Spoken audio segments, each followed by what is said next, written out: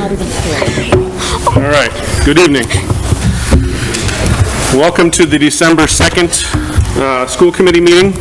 We have one member participating remotely, so we'll be doing everything with roll calls tonight. We have a packed and somewhat exciting agenda, so we will be taking things out of order from an organizational perspective as we work our way through. But before I do that, let me do a roll call for who's here and make sure the phone is working appropriately as well. Sean, can you hear us? I can hear you. Can you hear me? I can hear you. Great, thank you. So Sean, you here? Yes? I'm here, yes. All right, Sarah? Here. Aaron? Here. Carla? Here. Chuck? Here. Tom? Hey, Sean. Here. For the committee, those on the phone can only hear when you use these mics, the big ones, not the smaller ones, which are the RCTV ones. Okay? So the order of business for this evening. We will start off with the Reading Police Comfort Dog Program. We will then move to the Town of Reading Energy Reduction Plan presentation and discussion. We will follow that up with the School Improvement Plan review and approval, at which point we'll revert to the regular schedule of the agenda, which will include public comment, consent agenda, reports, the FY 22-23 budget guidance, strategy for subcommittee creation with roles and responsibilities, and finally, policy EBC discussion on approach to consider changes. So we've got a pretty packed agenda. And welcome, everybody. Thank you for joining us. With that said, Sean, do you have a motion for me, please? I do. Move to take out of order item E1, Police Comfort Dog Program. Okay, and do I have a second? Second. Seconded by Aaron. And we'll do roll call. All in favor. Sean? Aye. Sarah? Aye. Aaron? Aye. Carla? Aye. Chuck? Aye. Tom? Aye. So 6-0. And now, Chief Clark, we turn the floor over to you, sir. Thank you. All right, I just want to thank the school committee for inviting us here. I know we have a pretty busy agenda, so we'll keep this short, but give as much detail as we can. Staff snuck up on me. I do have staff here. For those at home that don't know everybody, this is Christine Amador, who is our Deputy Chief of Police. I think everybody knows Erica McNamara from the Coalition. You're not used to seeing them in uniform because there's a detective who's usually in plain clothes, but in charge of the Detective Division, Lieutenant Detective Abadi. And I think everybody knows our incredibly wonderful, awesome school resource officers, Officer Brian and Officer Matt. We found out at the Santa Parade over the weekend, Officer Matt is actually more popular than Santa Claus because they're like, parents like, look, there's Santa, and look, there's Officer Matt. He's more popular than Santa Claus, so that's good to have. We're super excited to be here. Thank you for making time on the agenda. I would like, before we start, just thank the superintendent and the town manager for the support of this idea that we have coming up. As you know, we've always had a great relationship with the schools, worked very well hand in hand together. It's very important in a town like this. And we always worked well under Dr. Doherty, and it's been a fantastic transition working with the new superintendent. He's been fantastic to work with, great, easy to talk to, and I'm really excited for the future of what's going to be coming up in this town. So I'd like to thank him for his support and continuing to work with us. It's been great. And we're very excited to say that the Reading Police Department is going to be getting 2 comfort dogs. It's something we started looking into earlier last year. We did a lot of research on it before we were ready to present it, and then we talked to the town manager and the superintendent, and they agreed it would be fantastic right away. And the feeling is that the comfort dogs should go with the school resource officers. Something that most police agencies are doing. They're having with the SROs. So we met with the school resource officers. They're on board, the families are on board, because they will have these dogs 24/7, and they come to school with them every day. And the comfort dogs just, as we try to really advance the police department, really work with the community even more than we already do. As you know, we're very fortunate. Town meeting added a mental health council to the police department, which that job has now been officially posted. I've been working on filling that. And this just feels like it's the next important step for us to help us work with the community and be part of the community. And it just made sense to have them with the school resource officers for a multitude of reasons. Comfort dogs do reduce anxiety and increase communication between the police and the public. They also provide comfort for people during times of crisis, and they provide and comfort individuals and groups and communities impacted by violence or tragedies or traumatic incidents that happen. Even though the comfort dogs will be with the school resource officers, It doesn't mean they're strictly for the schools. This is all about the community with us, so during the summer, during vacations, the SROs will be out there running rec programs, any programs the school department has going on, sporting events. They'll be at the senior center, visiting different groups in town, working with all aspects of the town all over. Because both SROs are on the Nemec Stars team, they're on 2 different teams. The dogs will go with them if there's a call out to another agency as well. And what we do is, because they're on 2 different teams, if one team gets activated, the other SRO will still be here and still have at least one comfort dog in Reading at all times. And it's not something new, and correct me if I say this out of line, if I'm wrong. I know during exam weeks and prep weeks, they bring comfort animals and comfort dogs in anyway, and we just thought this would be something we'd have our dogs involved with, and we think it's important to help limit stress. It can be used as a great tool to help a child in crisis, a parent, a family situation going on, really just ease people, relax people down, and it's something I really want to do. I'm glad we're actually at the point now where we found a breeder. We signed on with her, and it's just a matter of time. We're probably looking at springtime that the dogs will actually be in the schools and working in here. And what we were talking to you tonight about is the whole plan is to put them with the SROs and mostly have them in the schools, and that's why we want to talk to you tonight about that. We're getting them in the police department anyway. It just seems to be a better fit there, and we think it's more of a community dog that way. Also, Vatch was very kind to type up a bunch of notes for me so I don't go off track, because I do have a habit of doing that. So I'll keep it brief. Dogs do transcend cultural, race, religious, and political affiliations. The health benefits, they lower blood pressure, heart rate, anxiety, increase endorphins. The RMHS therapy dogs, during final weeks, like I said, it's not something new. This has happened before. The library sponsors multiple therapy animals for the RMHS exam week, so we can work with the library, work with Amy Lana from the library to do that, and if she's interested, increase that. Schools, mental health assistance, they can assist school counselors with students in crisis, reach programs, summer school programs, summer camps.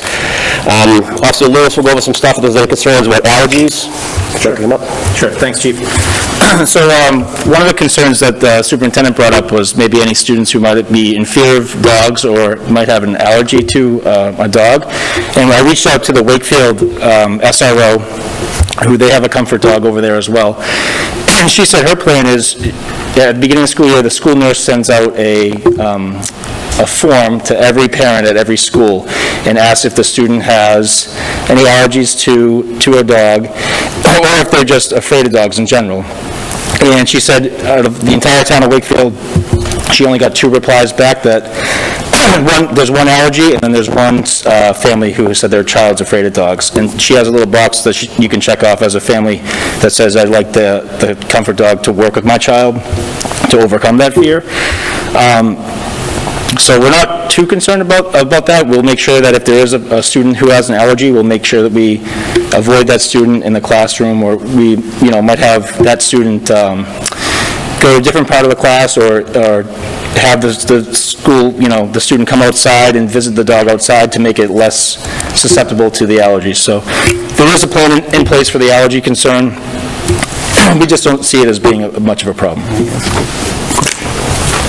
Do you want to take questions as you go, gentlemen, or? Sure. Yeah, okay, so Mr. Robinson? Yes, thank you. I just had a question on the allergies. So there are, and I don't know whether it's limited to small dogs, but there are a lot of dogs that are hypoallergenic. Is that not the case? I'm assuming the comfort dogs are going to be bigger dogs. Yeah, we're getting 2 English labs, and I know from doing my research that even though it's a hypoallergenic dog, they still can cause allergic reactions. Okay.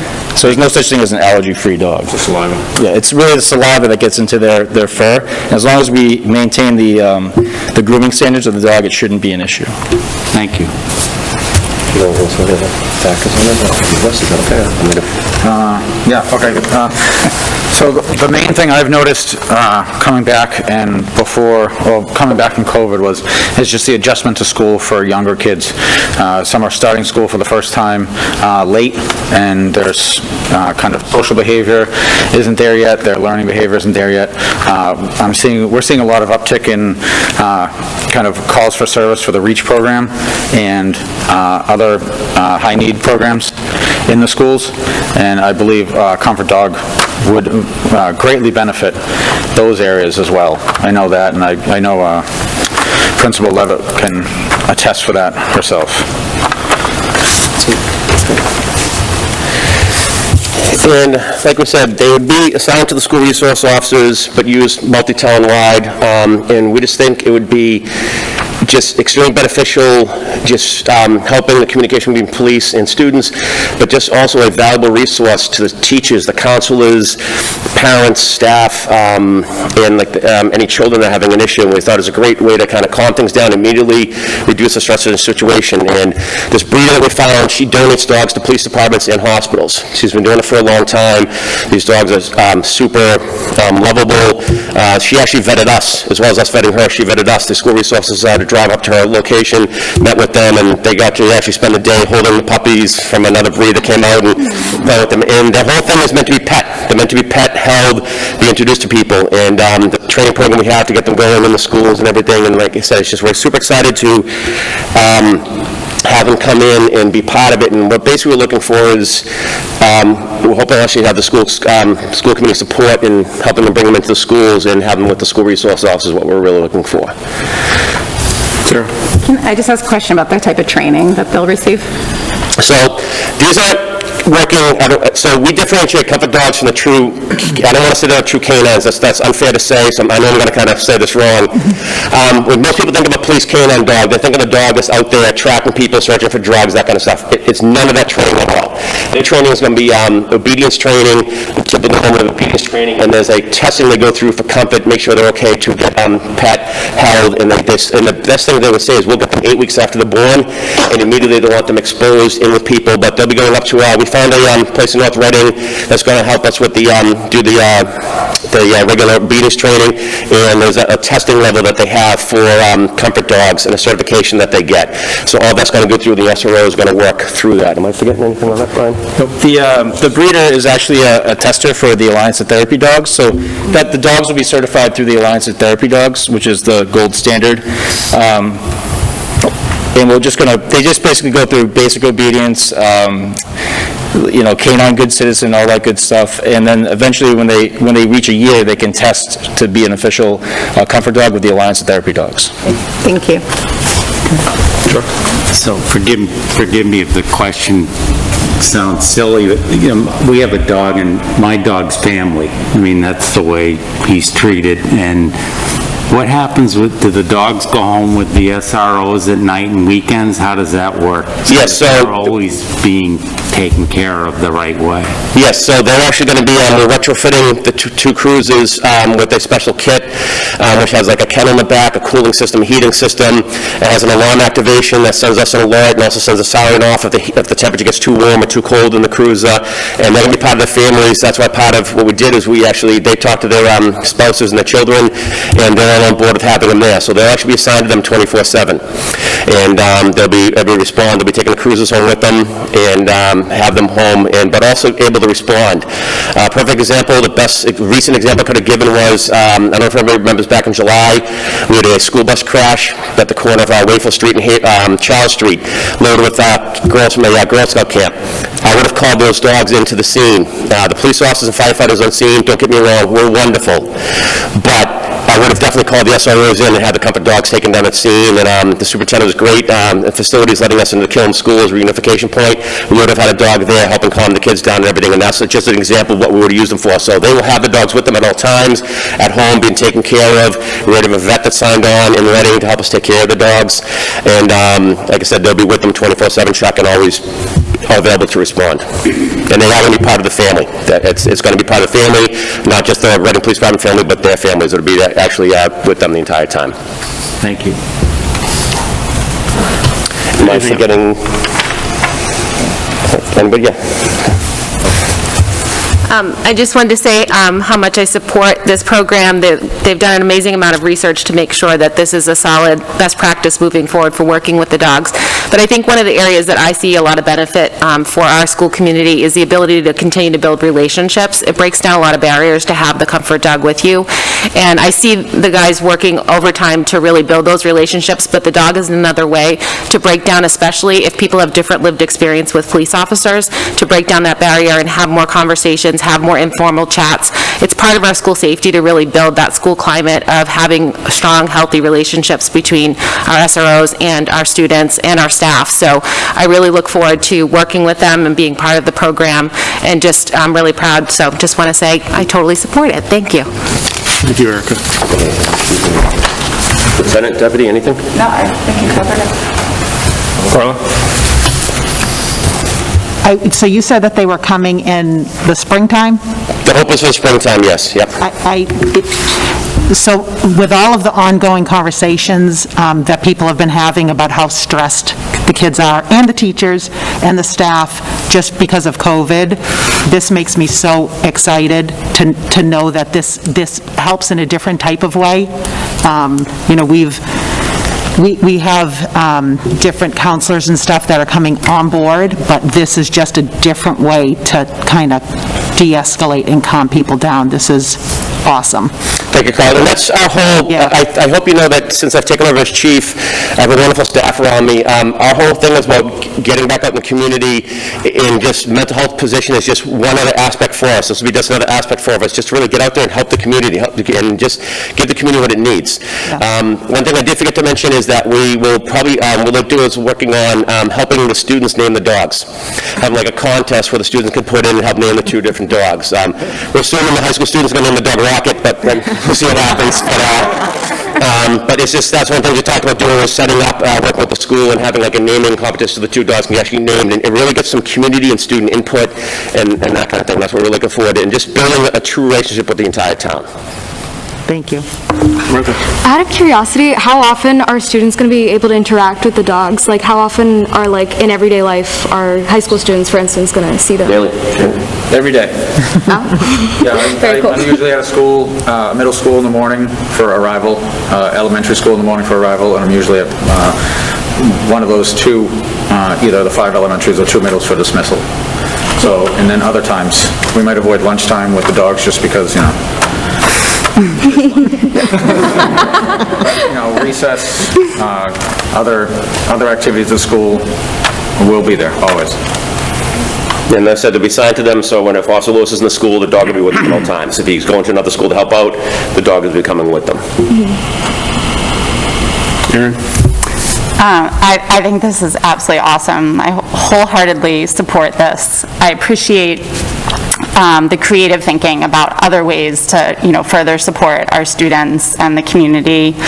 I am a parent of children who are allergic to pets, and I feel that can be worked around and should not impede bringing this to the benefit for the community. So, thank you. Thank you, Aaron. So that's one of the things we did look at, and we did talk to not only Wakefield, we talked to Lunenburg. I think we talked to a bunch of different agencies that have this, and we try to get everybody's in the same thing. It's just, we will work around it, and we'll make sure that it works for everybody. I believe that.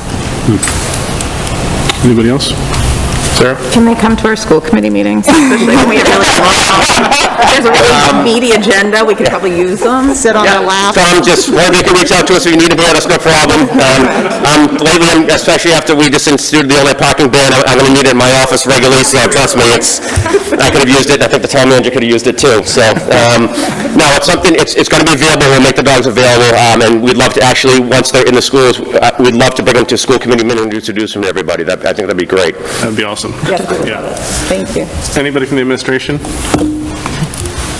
Again, I echo the point of being really creative about how we meet our students' needs. When this idea was brought up by, by the team, really over here, I think it was just a wonderful idea to think about where our students are, ways we can support them, ways we can build relationships. So I'm just thrilled. I appreciate the work of of the entire team here to look into just some of the potential challenges, talk with our communities, talk with your families about bringing pets home in a way that can make this. I know it's an investment for our district, but also investment for you personally too. So just appreciate all the legwork you've all done.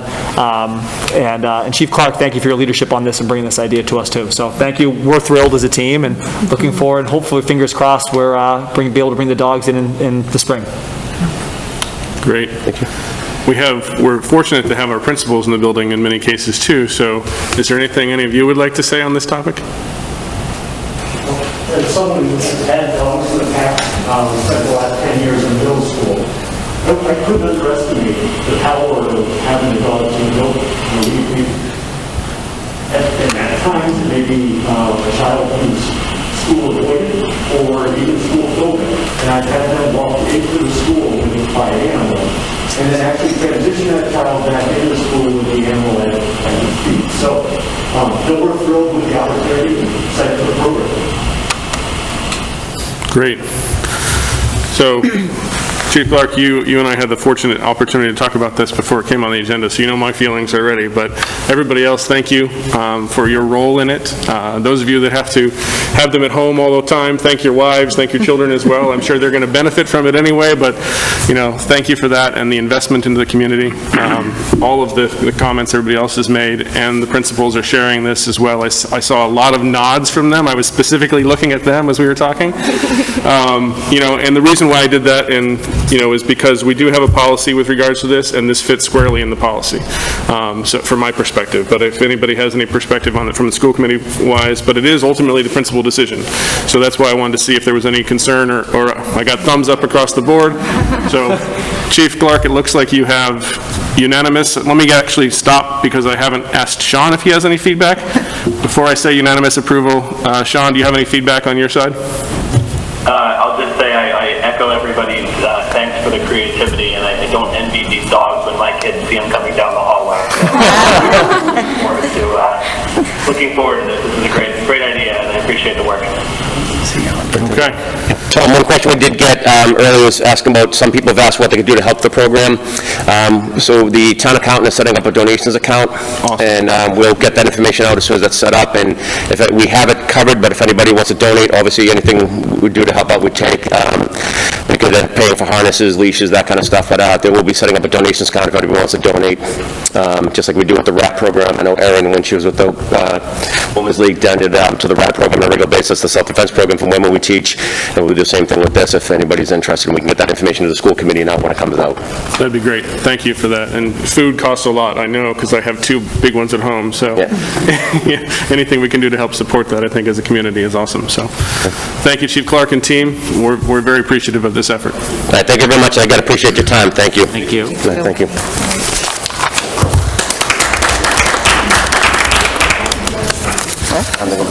Okay, so now we will be moving on to the Town of Reading Energy Reduction Plan.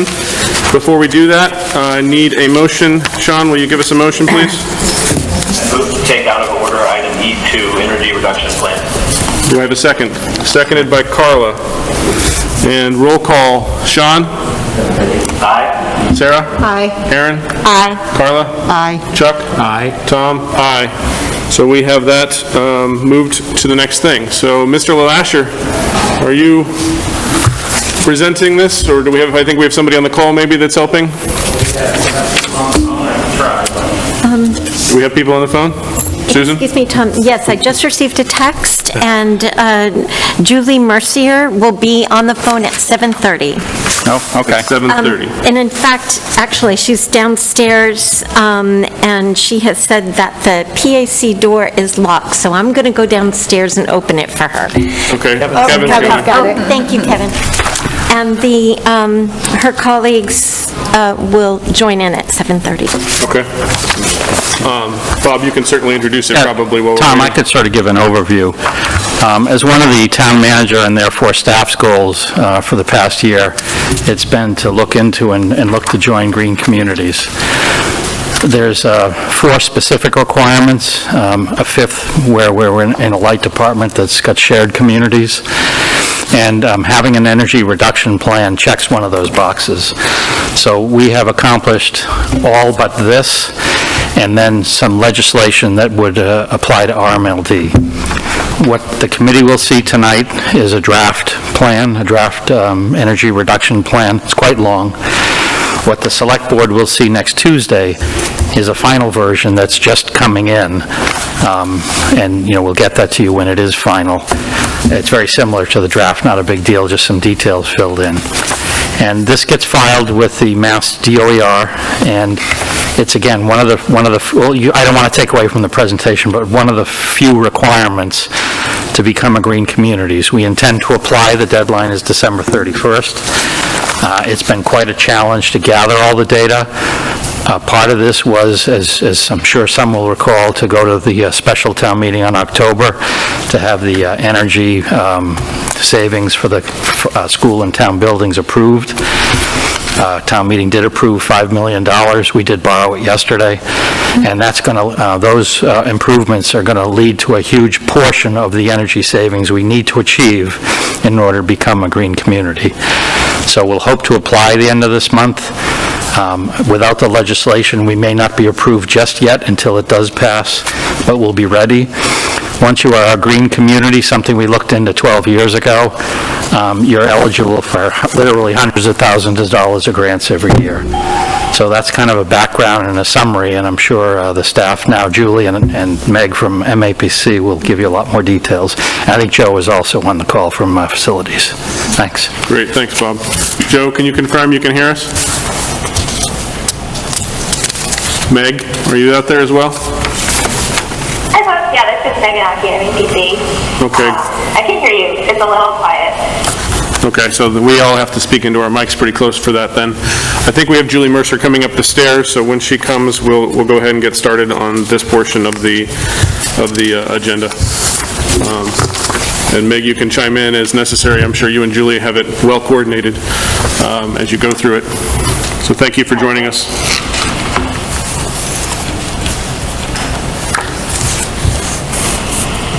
Did you say Joe? Good to see you. Joe. Very It's unfortunate that she went to the back door because that's locked, but the front door is open, so it is what it is, I think. I'm sure she'll be up here momentarily.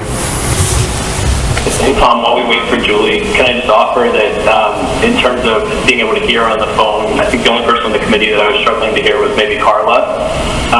And then I think Kevin Tracy maybe stood up and spoke from the crowd, and that was difficult to hear as well. Okay. So we'll make sure that people are at the podium so they can hear, and Carla and Chuck, you'll have to make sure you speak to the microphone when you speak. Thanks, Sean. I know you want to hear me. Okay.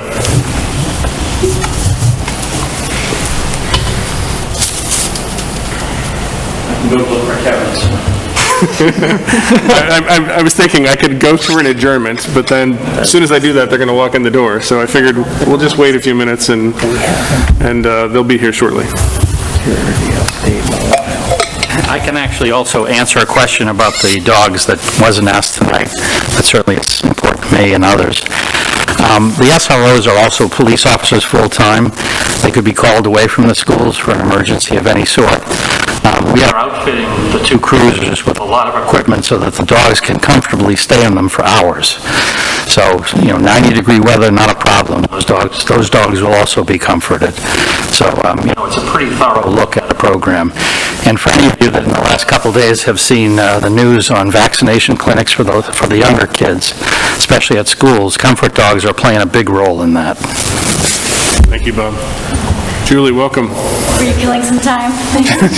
just a little bit. You want to take off your jacket and get... If you don't mind, sorry. I got the message and I was driving here, so I thought I was on at 7:40. And now it's on? Okay. And I advanced slides with the pointer? Yep, we have, the pointer's there for you, exactly. And are Meg and Joe, have they called in? Meg is definitely on the call. Joe, are you out there yet? He will be here soon, I think, so he's not there yet. Yeah, I texted me to let her know. All right. So, hi, everybody. Thank you for having me tonight. I'm Julie Mercier, Community Development Director for the Town of Reading. I'm here tonight to give you a quick overview of the Green Communities Program and go a little bit more in depth on Criteria 3, which is the Energy Reduction Plan. So Green Communities is a program run by the Department of Energy Resources Green Communities Division out of the state. There are 5 main criteria that towns need to achieve to become designated. So as you can see on this slide, the town has achieved 4 out of the 5 main criteria. The final criteria left is number 3, the Energy Reduction Plan. So to go in a little more detail about what the Energy Reduction Plan includes, firstly, municipalities need to establish an energy use baseline inventory, and that includes municipal buildings and facilities, so it includes town-owned buildings and school facilities, as well as street lights, water and sewer facilities, pumping stations, and then in terms of open space, it would be any sort of like energy use for irrigation or any fuel sources for outbuildings. And then we need to adopt an energy reduction plan that shows how we're going to reduce energy use by 20% over 5 years. So in Reading, we're looking to use the FY21 baseline data, which would give us until FY26 to achieve the criteria. To achieve the 20% reduction. So what's included, I kind of went through this already, but here's just a graphic that shows you the things I was talking about. And I should mention vehicles are included as well. I don't think I said that in the last slide. The three main ingredients of the energy reduction plan are the MEI data, and MEI stands for Mass Energy Insight, and that's the data portal that we use to plug all the like electric use and fuel use for each building and facility and vehicle. We plug it into the data portal, and then it kind of spits it out and tells us what our baseline is. And then we also have recent energy audits that were done by Noresco, our performance contracting service. I think they were done in was it 2020 or 2021? They're very recent. And then we take the municipal context. So what are the things that we have planned here in town? What are the constraints? What does our capital plan look like? And we take those three things and we put them together and we try to align them as best we can in creation of the plan. So, developing the town's energy reduction plan, first we establish the lay of the land. So again, we understand existing conditions and opportunities that are identified in the investment grade audits that were done for the buildings. We take those opportunities and we try to align them with local processes. So we identify factors, like I mentioned, that would impact project feasibility and timing over the 5 years. And then we match the opportunities with funding. So here we have the performance contracting funding, but there's also other types of funding available. Grants, the Green Communities designation actually unlocks grant funding as well for the town. So, when we're talking about implementation of measures, so I mentioned that we have a 5-year horizon to look at, and a 20% reduction goal. So that 20% reduction goal can include 15% hard measures, which are like the technical measures, the things that the physical things that happen in buildings, and then 5% soft measures, so certain trainings for staff, behavioral measures and strategies like that. And so across the 5 years, you kind of break it out, you figure out what hard measures you might be able to achieve in the first 3 years, and then balance that with some soft measures. And then again, in years 4 to 5, there might be some projects that make more sense like later on in the process, and then some soft measures you could put there as well. So it's a balance of hard and soft measures across the 5 years. All right, so just to go in a little depth about what hard measures and soft measures mean. Hard measures, again, they're like the technical things, the retrofits, the vehicle replacements, the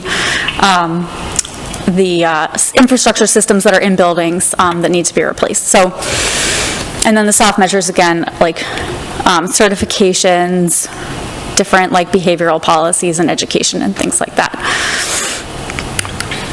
So in terms of, if we are designated, what would happen here in town is that we would establish a Green Communities core team, and that team would include a Green Communities lead contact, which would probably be me, I would think, although totally open to discussion on that. And then a Mass Energy Insight Management lead, and I have a staff person who's been helping our person on the phone, who I should have mentioned before now, but Megan Aki from the Metropolitan Area Planning Council has been helping us through this process, and she's been working really, really hard on the data component and with one of my staff members in the planning division. And then a project implementation lead, and again, I should have mentioned, but Joe Huggins is also on the phone, and you all probably know him. So that's how we see this kind of dividing up, at least in the early stages, if and when we become designated. So, there are a lot of responsibilities that come with Green Communities designation. We have to do annual reporting. We obviously need to try to implement the measures that we've committed to. There's grants that we would seek to help us pay for certain additional projects.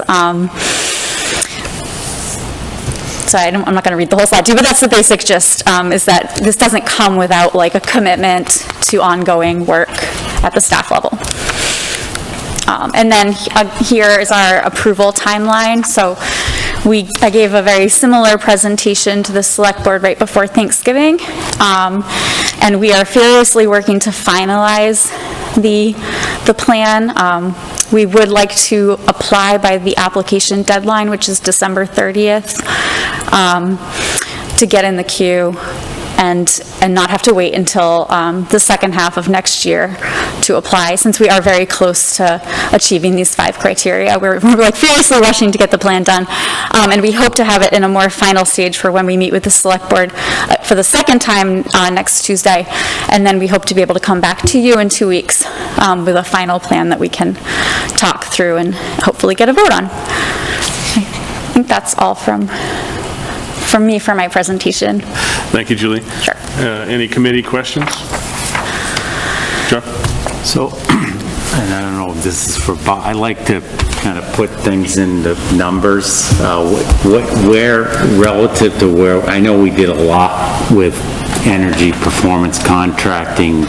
It's probably been going on 10 years now, right, or close to that.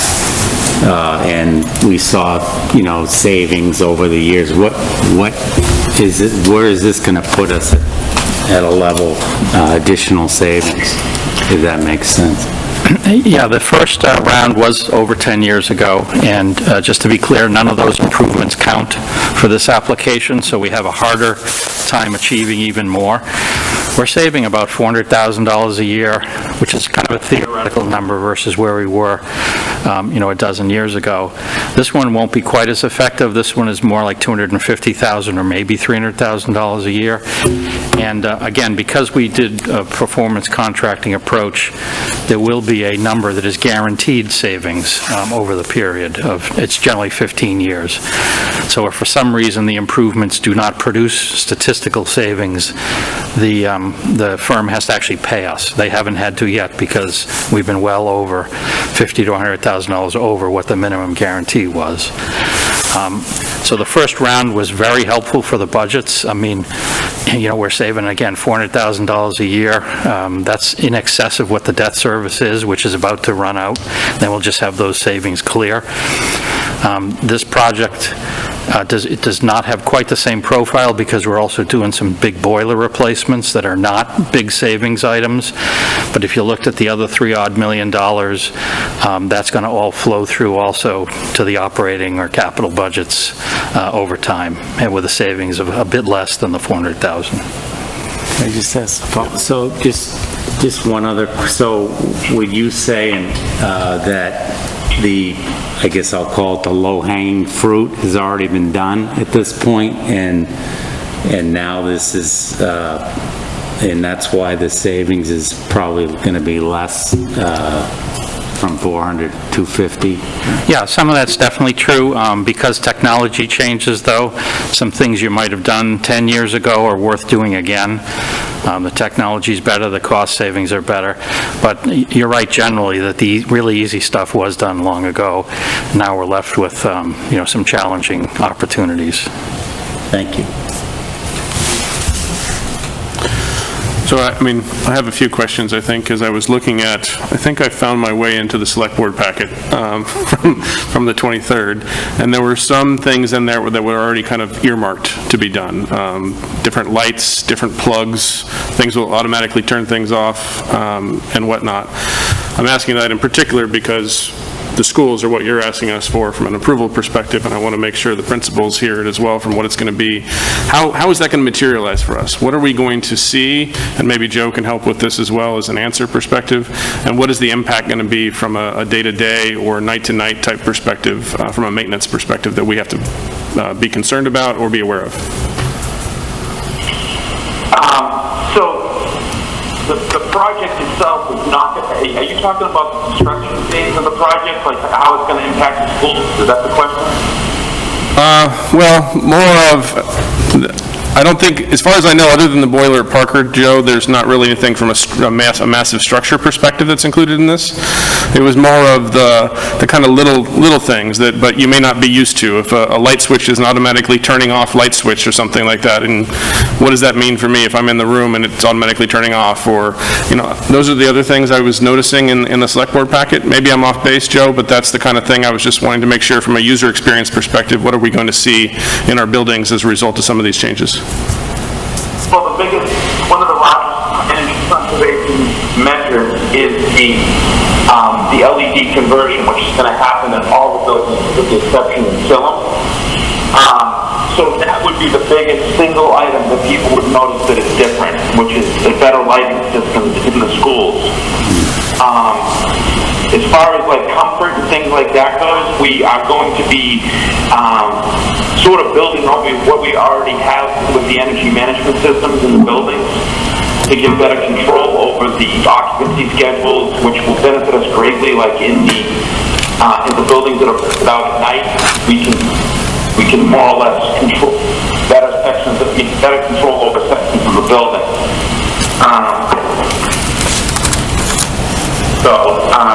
There's 12 energy concepts that go all the way from weatherization, controls, plug load controllers, lighting, the boilers that we're talking about.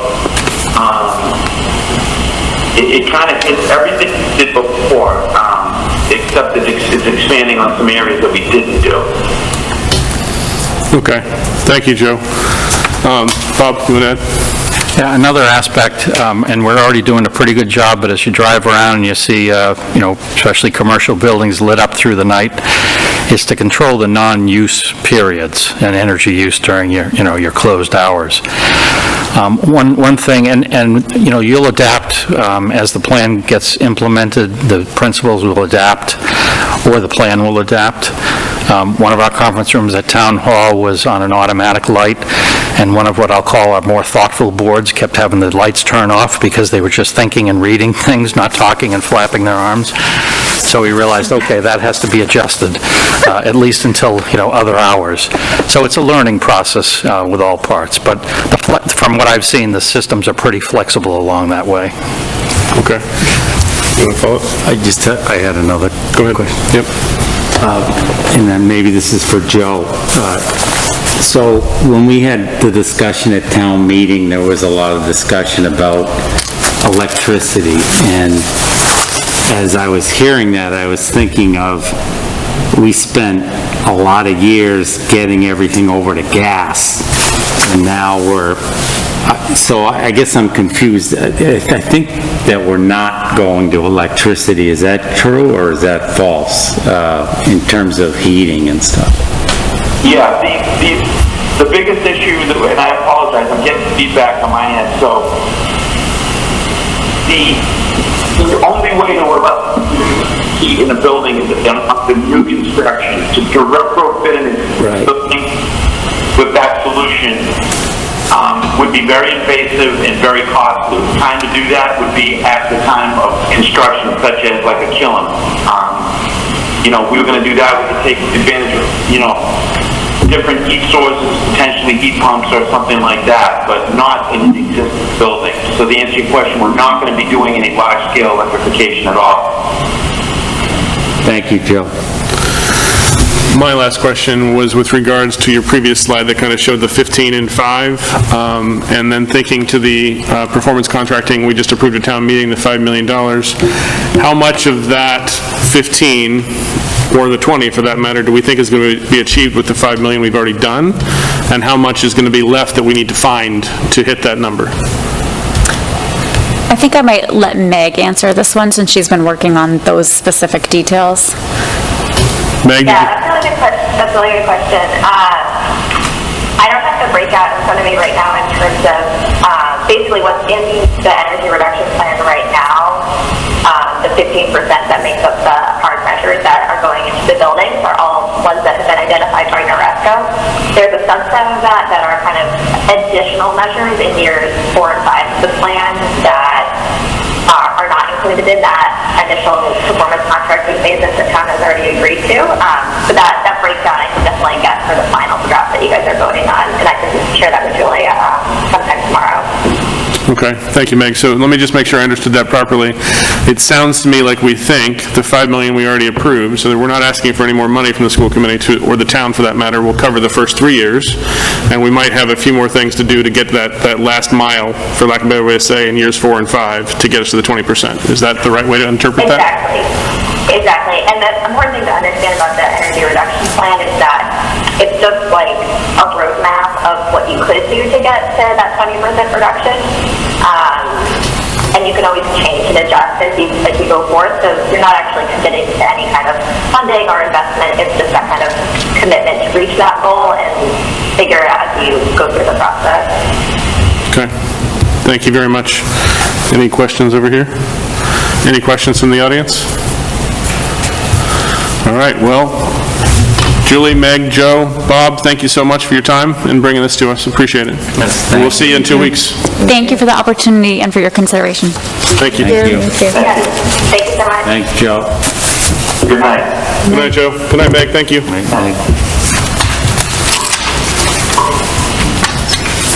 And, okay, so we will now move on to E3, which is the school improvement plan review and approval. Before we do that, we need a motion because it is also out of order. So Sean, will you provide us a motion, please? I move to take out of order item E3, school improvement plan. Second. Seconded by Chuck. All right, roll call vote. All in favor. Sean? Aye. Sarah? Aye. Aaron? Aye. Carla? Aye. Chuck? Aye. Tom? Aye. So we have 6-0. And Sarah, I think you're going to kick us off on this one?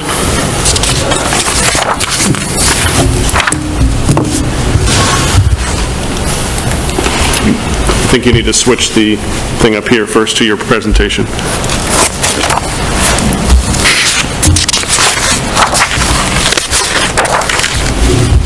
There you go.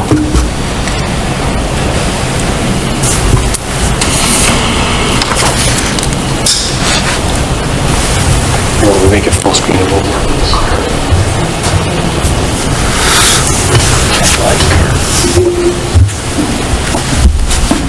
Great, thank you so much. Thank you.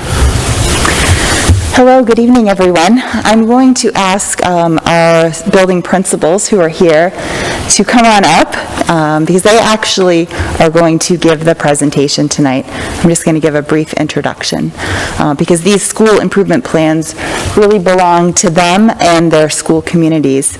So I wanted to just start by expressing a great big thank you to our building principals, to their school councils, and you'll hear a little bit about the work that was done at the building level to arrive at our school improvement plans, which you've all had the chance to review. But a tremendous amount of work went into it.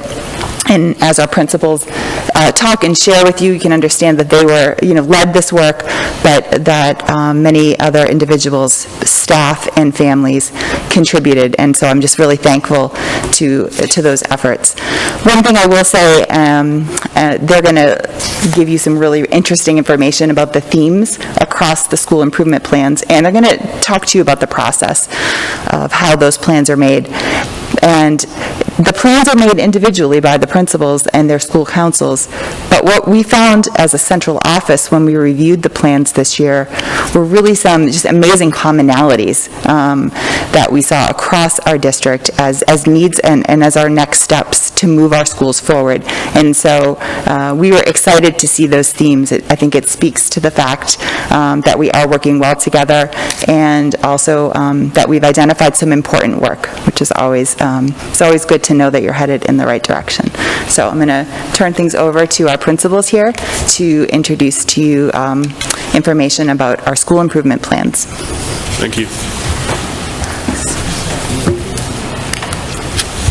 Hi, Beth Levitt, Principal of Barrows. Welcome, Thank you Beth. for the Thank you. opportunity. So my slides are defining what is a school improvement plan, otherwise known to us as a SIP, So the SIP outlines our goals, our strategic objectives, and our initiative paired with outcomes for our schools. Our SIPs make our school goals visible, and they promote that process of continuous improvement, and they're presented to the school committee each year. That's all of you. We developed these at our schools with our school council. We also worked with our building leadership teams. So our school councils are comprised of parents, community members, and teachers, and they're reviewed by the central office team and then presented to you for approval. Next please.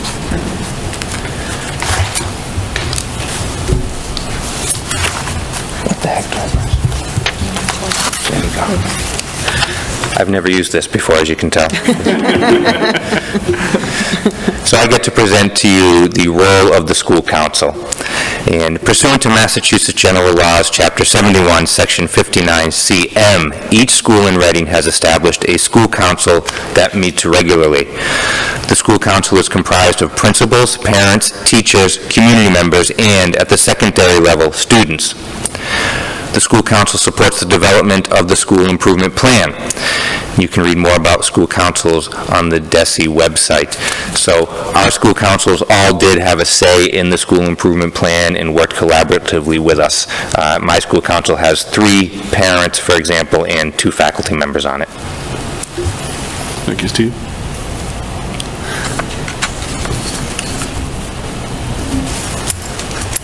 Hi, everyone. So this summer, our central office team facilitated a collaborative process to identify our district focus areas.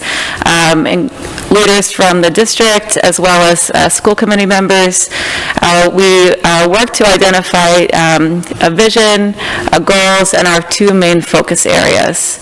Focus area 1 is our safe and rigorous learning environments, and focus area 2 being talented and committed staff. What was exciting as we were going through our school improvement plans is just with our staff naturally, a lot of our work fits right with these areas. And in many ways, the process that we went through at the district and leadership level mirrored that of our staff process as well.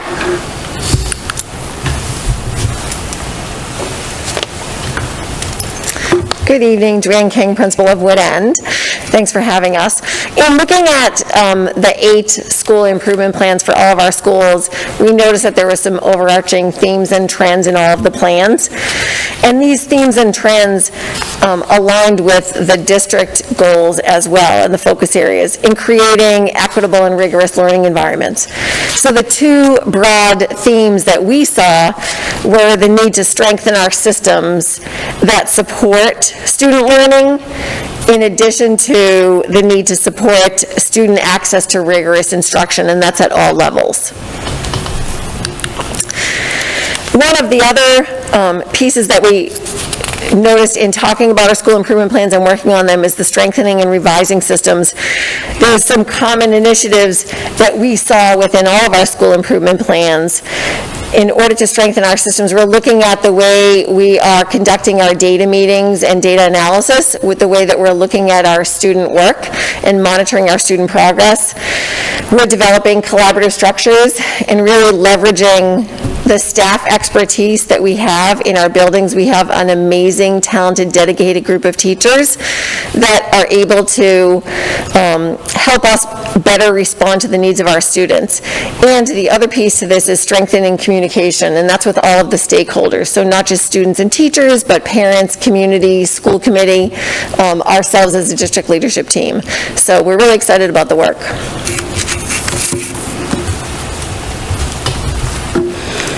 Good evening, Sarah Marchant, Principal of Coolidge.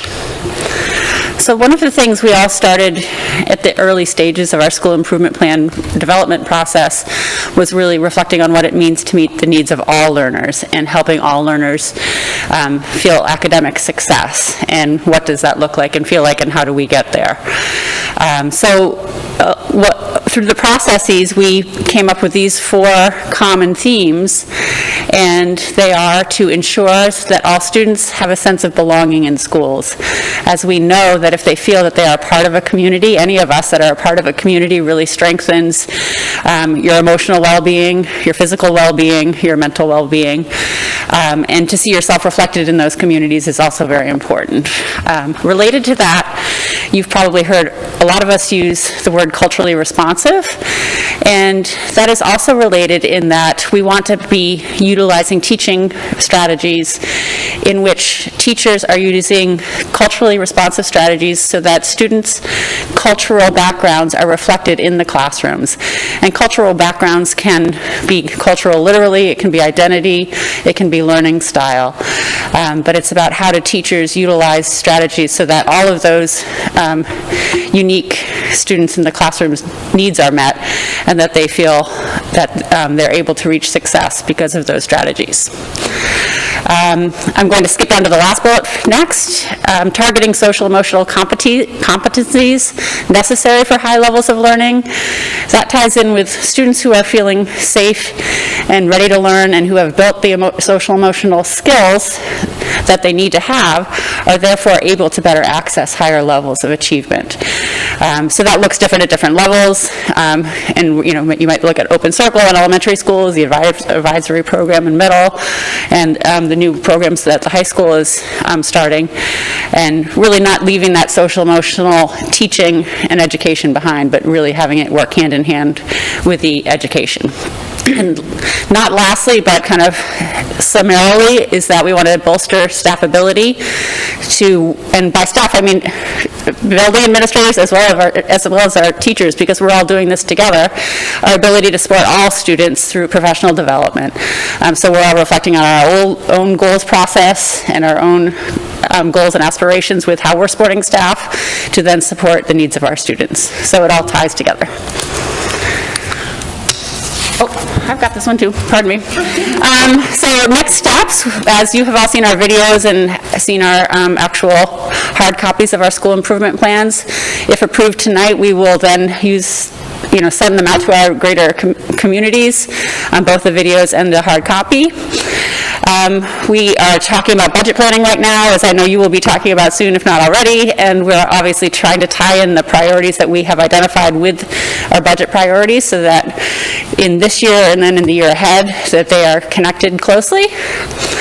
We are really, like when we write these plans and we say, oh, it's a one-year plan, improvement is never just something that we're saying, oh, we're done with that, or culturally responsive, we check that box. It's always evolving and improving, and it's an iterative process. So that means that we're always looking to be reflective, talk about where we're succeeding or struggling, and adjusting where needed. And results of our success in the SIPs this year will impact our goals for next year, the plans we write for next year, and our strategic planning as a team. I think I'm done now. Thank you. Great, thank you. Good evening, everyone. Kevin Tracy, principal here at Reading Memorial High School. The good news is I have the last slide, and my colleagues have covered what I believe is to be all the substantive pieces here in the presentation. The bad news is the last person at the mic has to answer all the questions from what I gather, so we'll have to buckle up. As part of our process this year, I'd like to thank my school council, who does have teachers, parents, as well as students, for their feedback and really in short order putting together what I find is a very comprehensive school improvement plan. As you've heard, I can't agree more. I think the through lines that you see instructionally, curricularly, and really the culture that we want to have here at Reading Public Schools, you can see that line clearly as you go through the school improvement plans pre-K-12. We were asked to put together a video. I will say, I don't love videoing myself. The task, I believe, was a 5-minute video. Mine was, I really hit the mark. I believe it was 14. But who's counting, Kevin? It views like a 5-minute video. It's just 9 minutes longer. But as part of that process, it was great for us to reflect. And as you'll see in the video really is not us reading the school improvement plan, but really pulling out important components of the school improvement plan. Those being, what is the district vision, what is our joint statement of equity that we agreed upon this summer, And then you get into each school's vision. And again, I think part of that process is you really get a nice sense of, as an entire district, what the Reading Public Schools stand for. So I hope people enjoy the videos and certainly take the time to read the school improvement plans. They are very important documents to us. You know, they really do guide our work here. You know, as all school improvement plans should be, in many ways what's behind the plan is strategic. There are timelines. We have stakeholders who are going to be taking lead on many of our projects. We will be collecting data and evidence, measuring our progress, and hopefully we can report back here with some exciting news. So thank you very much, and again, any questions you have, we're welcome to answer. Great. Thank you. So I'm going to go to Sean first on the phone to see if he has a question, since I've missed him in the last portion of the meeting. So, Sean, do you have anything you want to ask about? I won't be afraid to speak up. I have something to say, don't worry.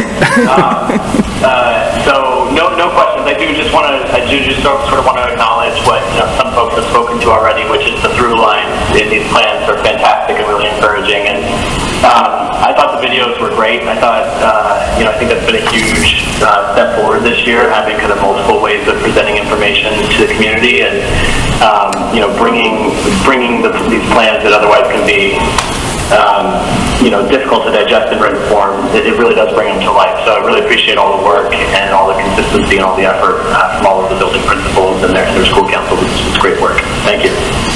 Okay. Any other committee members, any questions or thoughts? Erin? So no questions. I just also wanted to comment. I've had the privilege of serving on school councils, so I was on the Josh Wheaton one for several years. I've been on the Parker one for several years, so I've seen how these plans get built and what a collaborative process it is. But I was just really struck reading all of your plans together by how many commonalities there were, by how many common threads. And, Sarah, you mentioned students feeling safe and ready to learn. And I felt that really came through very powerful, that a lot of the focus is on culture and making sure that our schools are safe and inclusive and that kids are in a emotional and mental state to learn, because that all has to be in place for the learning to happen, right? But I also, Kevin, you said, what Reading Public Schools stand for. So I felt very proud of Reading Public Schools reading these plans, and I felt very excited for the work that you're all doing. Certainly some of it is ambitious, but I love that. I love that as well. And I just want to say that I think these plans often get ignored by a lot of people who just don't realize what the document is and how important it is to the work happening in each building. So I love the videos for that reason, because it's just another mechanism to make it more accessible and comprehensive for families. So I think it's, again, like creative thinking, different ways of reaching people. So thank you all. I was very impressed by all of it. Thank you. I guess I'll close since nobody else had their hand raised, but I'll echo the thanks. I know it's a lot of work. I'll echo the thanks to the parents, the teachers, the students that are involved as well, because that's a lot of work for them too. And you all coordinating that and getting feedback and incorporating it, and it's valuable, right? School communities are only as strong as the tight-knit that they are, and the school council is an evidence of that. And your involvement and your embracing this process is something I want to continue to thank you for, the effort you put into it. I also, it's very clear looking through it, and Sarah and team, thank you for pulling out the core themes as well, but it's very clear looking through them, as Erin says, they're very well aligned to the overall strategy that this collective team has put together this year. And that's, I think, a huge benefit, and thanks for everybody, because it's really been a collective effort across the board, and I appreciate that as well. Seeing things like rigorous instruction, right? right? Just called out for what it is, rigorous instruction. All, how many times is the word all in this presentation, and how many times is the word all in your school improvement plans? Those align very much to what we've all talked about. Bad pun, I suppose, but anyway, I think I just want to just continue to encourage you and thank you for that work. And I think there's a few things here that, as you look at it, I wrote, data meetings and data reviews, but we also have data systems and data structures to work on too, to support you in that way, I think as well. That's something that collectively as an administration and school committee and you and your staffs are things that we have work to do there. But you see that, you embrace it, you and your staffs are plugged into the work, so thank you for that, especially in this response year as for lack of a better way to say, rebound from COVID year. So, I know it's not been easy, but I want to say thank you.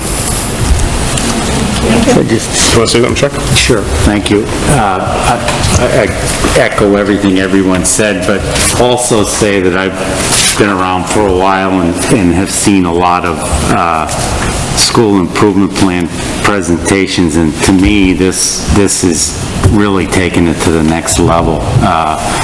I was talking to Dr. Hardy earlier today, and I liken the videos to like books on tape.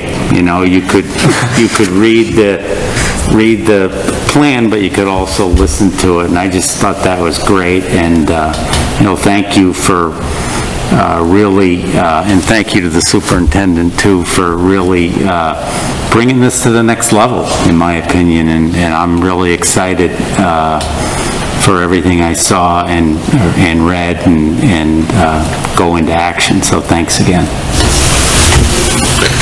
Okay, Dr. M? Two comments. First, I'd like to also acknowledge that we have two principals who are not here with us tonight, who are away to a conference. So thank you to Principal Shanklin and Principal Levesque for their work and being a part of this team as well. I'd also like to thank all the school councils involved. I think this work is, while we have our principals representing those school councils, really appreciate all the work, time, collaboration that went into getting to this point. So thank you to all of the school councils and for the principals tonight for reflecting that great collaboration.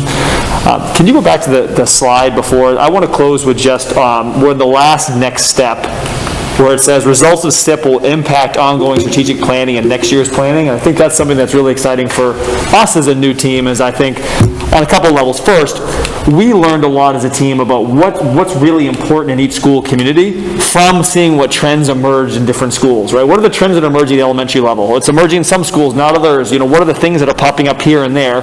So we learned a lot about sort of each school and about the school system in general by looking at these.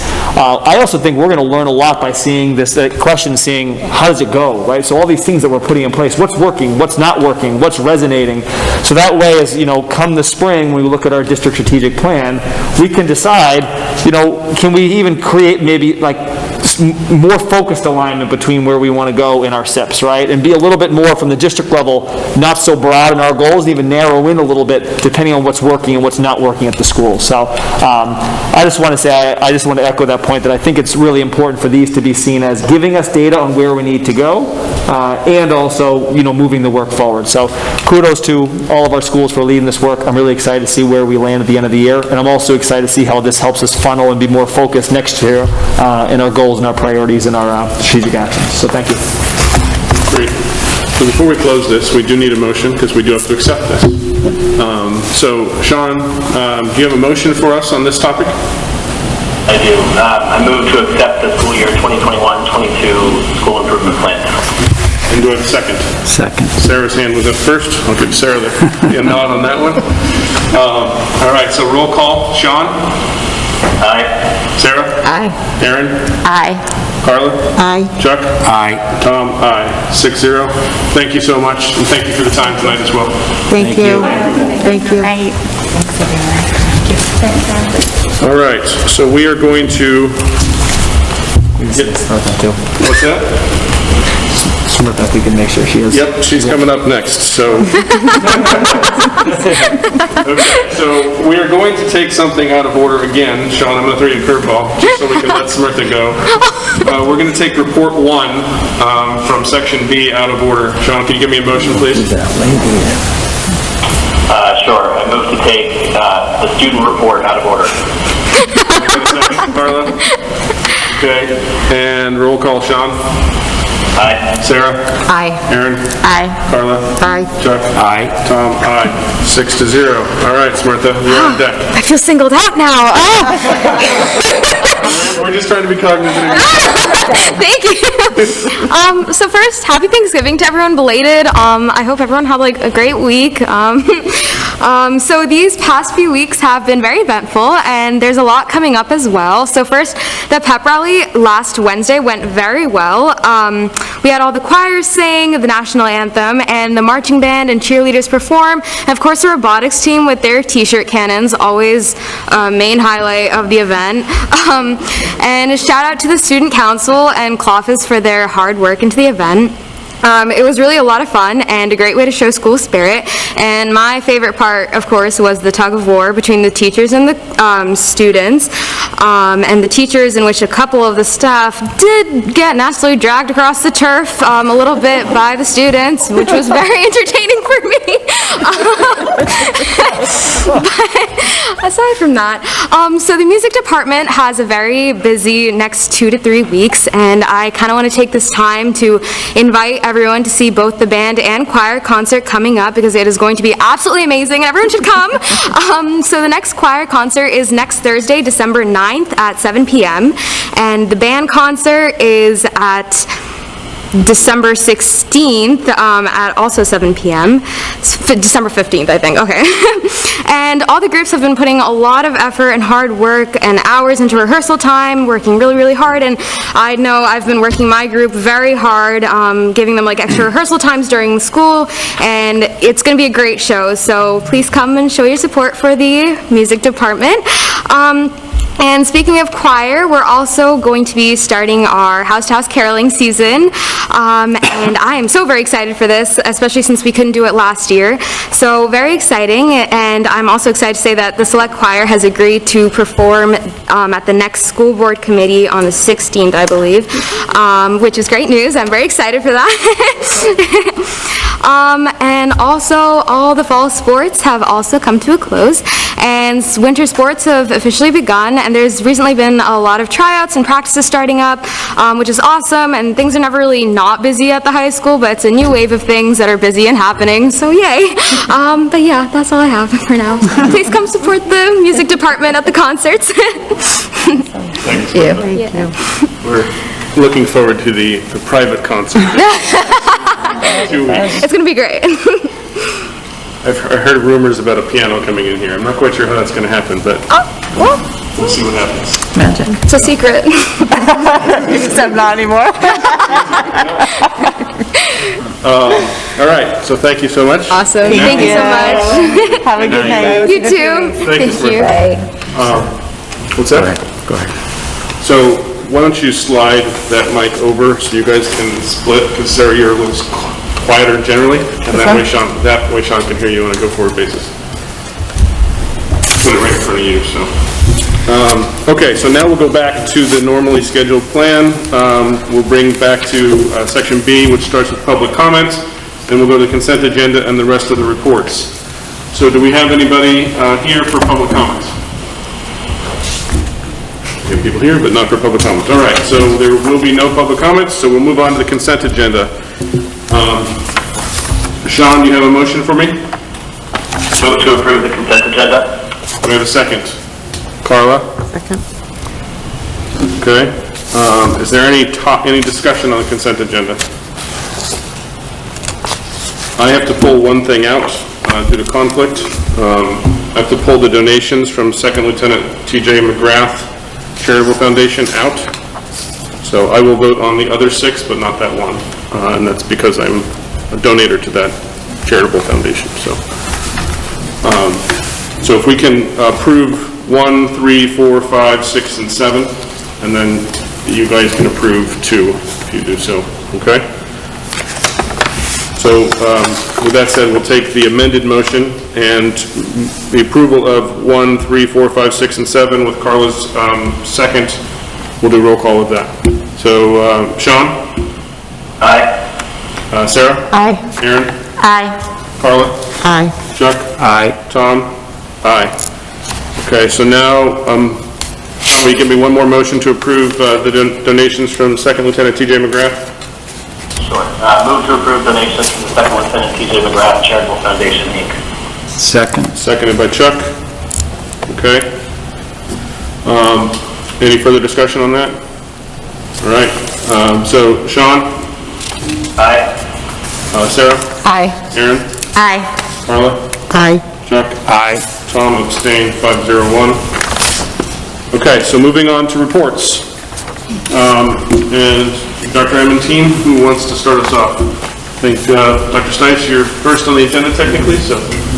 Sure, absolutely. Thank you all very much. And just to add a little side note to all the SIPs, although RISE isn't a school, Kelly Boswick and her team are following the same format to make a program improvement plan, which will be in line as well. So we're really excited and grateful for her work to continue it right through pre-K. And on behalf of Allison Wright, the Director of Special Education, and myself, we would like to wish everybody a happy National Special Education Day. That is today. And it's really a day to recognize the changes in federal legislation when the first court ruling came down in 1971, which was called Mills versus the Board of Education, and they ruled it was unlawful to deny children's access to a publicly funded education. And that has over time morphed into what we now have as IDEA, or the American Individuals with Disabilities Act. And that really has made education available to all American children. And Allison and I felt like today was a great day to just celebrate how we are supporting all learners in Reading and how this has really impacted not only graduation requirements and everybody's access and accountability and accessibility and acceptance of each other, but it also brings in a lot of other technology and systems that benefit all students. And so we just wanted to really acknowledge that today and the importance of that. We also wanted to thank Renee Lamaro, who's our special education literacy coach, and Lorette Cullen, who is a special education teacher at Barrows. They presented a reading training the other night that was wonderful and chocked full of resources that families could use to support students while they're at home in the different aspects of reading. And really, we wanted to highlight that those are all skills that are taught in schools. We reviewed the reading strands, and we are doing that in general education and special education, and this became a way of just some different skills that parents could practice at home if they were interested. And that's going to be posted on the special education format of the student support website if anyone is interested in seeing that. One of the other exciting news that we have in terms of reading is that all of our elementary special education teachers are now trained in RAVO.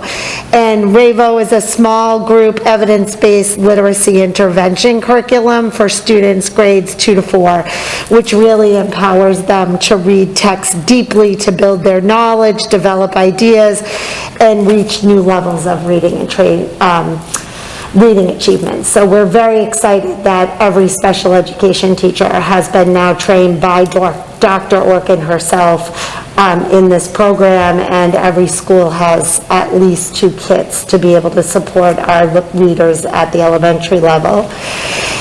And finally, one of the other exciting things that we've been working on is each school has now received an executive functioning library.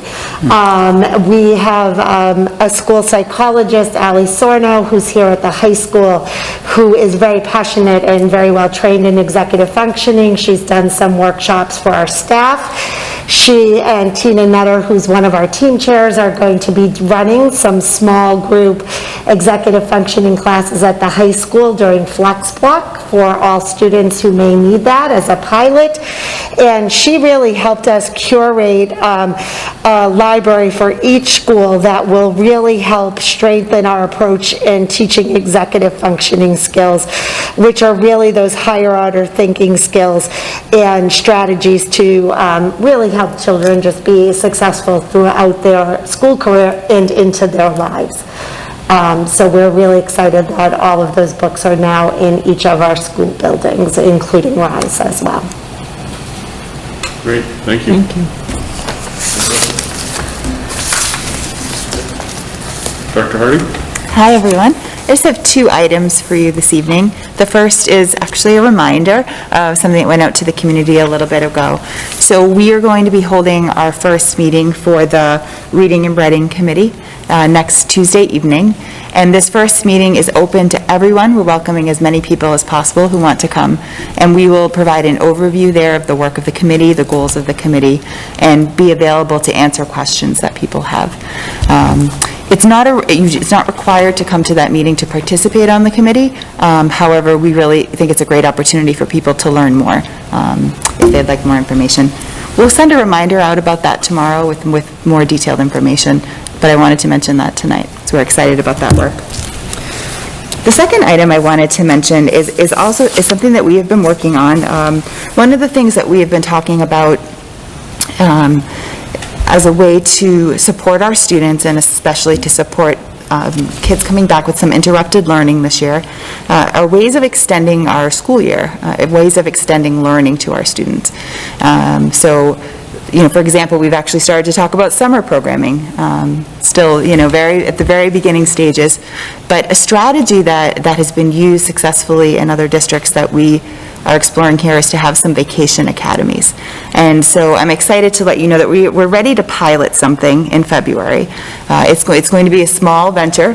It is a pilot, but it's an opportunity for us to see if extending that school year a bit can provide a way for some of our kids to accelerate learning. What our model for it is that we are going to try to get some of our best top teachers in Reading, so have a group of outstanding teachers, and pair them with a group of students and give them some time to do some really creative work with them, some targeted work, and so hopefully over the course of February vacation, over those 4 days, the students that are able to attend would see a benefit. We will be sending out tomorrow some detailed information to parents as to what those academies will look like, which grade levels we're targeting, and information about how to let us know if they'd like their child to participate. We're unsure about the number of families that would be interested over a vacation, but we do want to make the process equitable because we may have more families interested than we actually will have spots to have students in February. So we'll put out a deadline of the 13th for families to respond if they're interested. And then at that point, we'll use a lottery to select the students that will go into the open slots. That way everyone has an equal chance of coming into the program. And then we'll learn from this experience and then look at future ways to extend learning going forward based on what we find is successful and then what we might find we want to do differently going forward. So. Any questions? Just have a question. So how is that budgetarily handled? And also, I guess, collective bargaining, if you're going to have I'm sorry, Sean, teachers involved in it. So. Yeah. And I don't know whether the pilot may be different than what actually goes into place, so does that make sense, the question? Or? Yeah. So I think we view it as a pilot because we're going to try this out with a particular model in mind, and make decisions about going forward what we might put in place if we decide we want to offer another academy during April. It could look the same or it could look different. What we've been doing at this point, and Susan could speak to this more than I can, but kind of looking for any savings that we have in our budget and how we could apply that forward to this type of work. Yes, and I can add to that, and you'll see during, at our next meeting, the first quarter report, which will show where we're anticipating savings by cost center. I can share with you that this year, we've incurred savings of about $260,000 from staffing turnover, delays in hiring, and those dollars can be earmarked to fund and support this pilot Vacation Academy. We're looking forward to trying it, assessing it, and determining whether or not we have the results we need to continue the program. So, and not for tonight's purposes or even probably the pilot, but is this something that could fall under the purview of the ARA because it's ARPA, you mean? ARPA funds, because it was thought of because we're trying to bring kids back up to speed, correct? So. Correct. So I think this, so we could all answer different parts, because we've all been working on this together. I think, Chuck, you asked a great question. I think the model that we started looking at was the Sontag Prize for Urban Education, which started in Lawrence, and they would attribute to being some of the success in their turnaround model was this sort of targeted learning during Vacation Academy. Sontag is now expanded to several other districts who are a similar model in Salem, Boston, just to name a few. The one thing that, and speaking with people who've helped launch this, one of the challenges has been recruiting the best of the best staff to be in front of your students, right? And I think we all realize that, especially now with staff being, coming off the year from last year, with the challenges they're facing this year, you have to really find a way to incentivize staff to be able to come in during that Vacation Academy. So I think what we've done, we did a little research on what other districts have offered here, some of that might be sort of, staff feels is fair for their work and taking their vacation time away. So I think we've set sort of the stipend amount that we think is very fair for staff, that we're pleased to say that we've had a lot of staff express interest this far. We also don't just want it to be, increasing pay, having a high, sort of stipend for this just as a way to get staff in. We also want to really professionalize the role too. Say, if we are going to really say we want our best staff in front of our students, we should show that in how we're compensating them for this week. So we've also made it clear in conversations with the union too, that this is not sort of the stipend amount that we've set here is not a precedent-setting amount. There's something this is going to be higher than your traditional sort of hourly rate that's been negotiated. We can't, that's not going to be what's going to look like moving forward sort of for other sort of outside of our work. But at this time, given sort of where we're at with our budget, we felt that this is a good strategy for us to accelerate learning. I think on your point about ARPA funds, we had feel as a team too, if we are to go out and ask for potentially this to be, ARPA funds supporting in this way, which we think aligns closely to sort of the intent of ARPA, we should be able to have some data in front of us to show the impact that's going to have, right? So I think that's part of the pilot here, is for us to be able to collect information on sort of what impact did this have on student achievement. So therefore, if we go to pitch to, either, through the town or through outside funders or through anything else to support us through this moving forward and make it more of a sustainable structure, we should be able to say, here's the impact that it had, and here's why we believe that we should use this sort of as a part of our improvement strategy moving forward. So I think we want to start the pilot to collect that data, and I do think it connects closely to ARPA, and hopefully getting some data can help grease the wheels on that. Thank you. Any other questions? Carla? Do you have a guess as to how many children you might be servicing during February? We can walk through sort of the dilemmas we had when we played this out, and team, feel free to jump into, is that we felt there's a lot of moving parts here to think, how do we make sure we have the right amount of staff with the right amount of students and things like that. We decided to actually start with staff. We had no idea what we would get in for interest for staff. So we floated it out there with staff a couple of weeks ago, had them express interest. We've closed now the application process. We have probably more staff than we're going to be able to accommodate who are interested, right? So it will be sort of a selection process. Now that we have that, we can then now be a little bit more thoughtful to think about what's the right amount of students. Are we looking at class size of 15 to 20? And then if we do that, what grade levels are we targeting?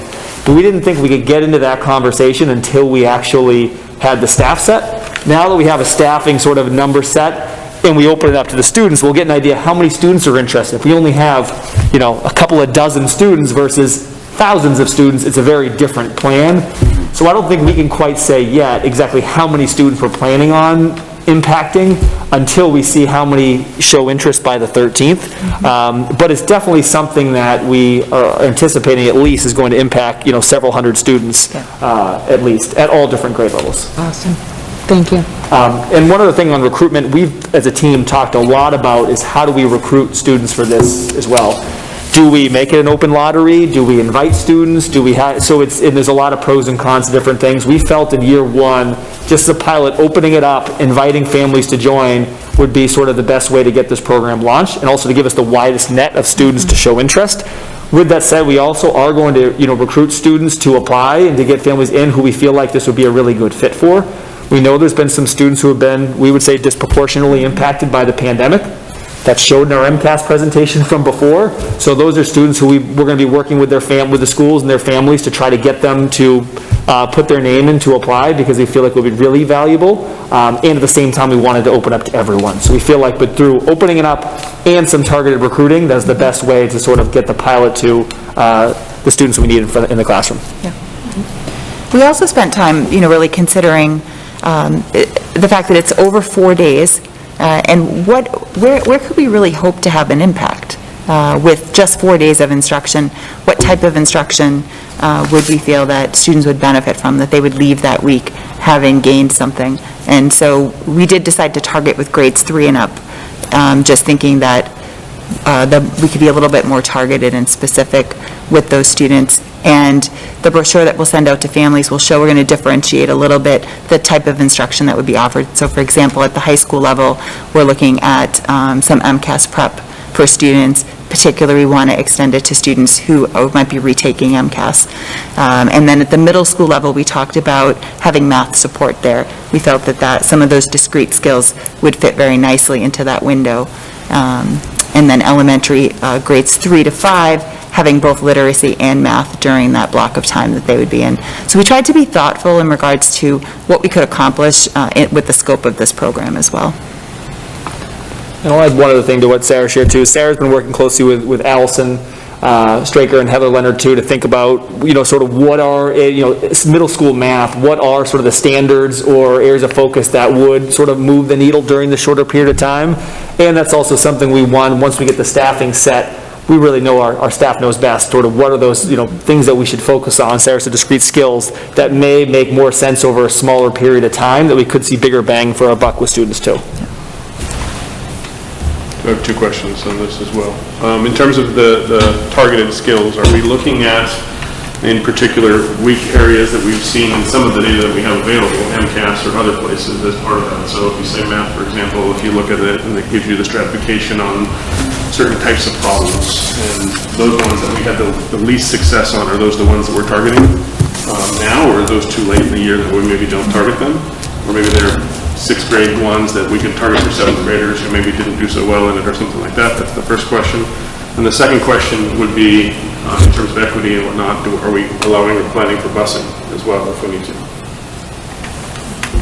You want to start? Sure.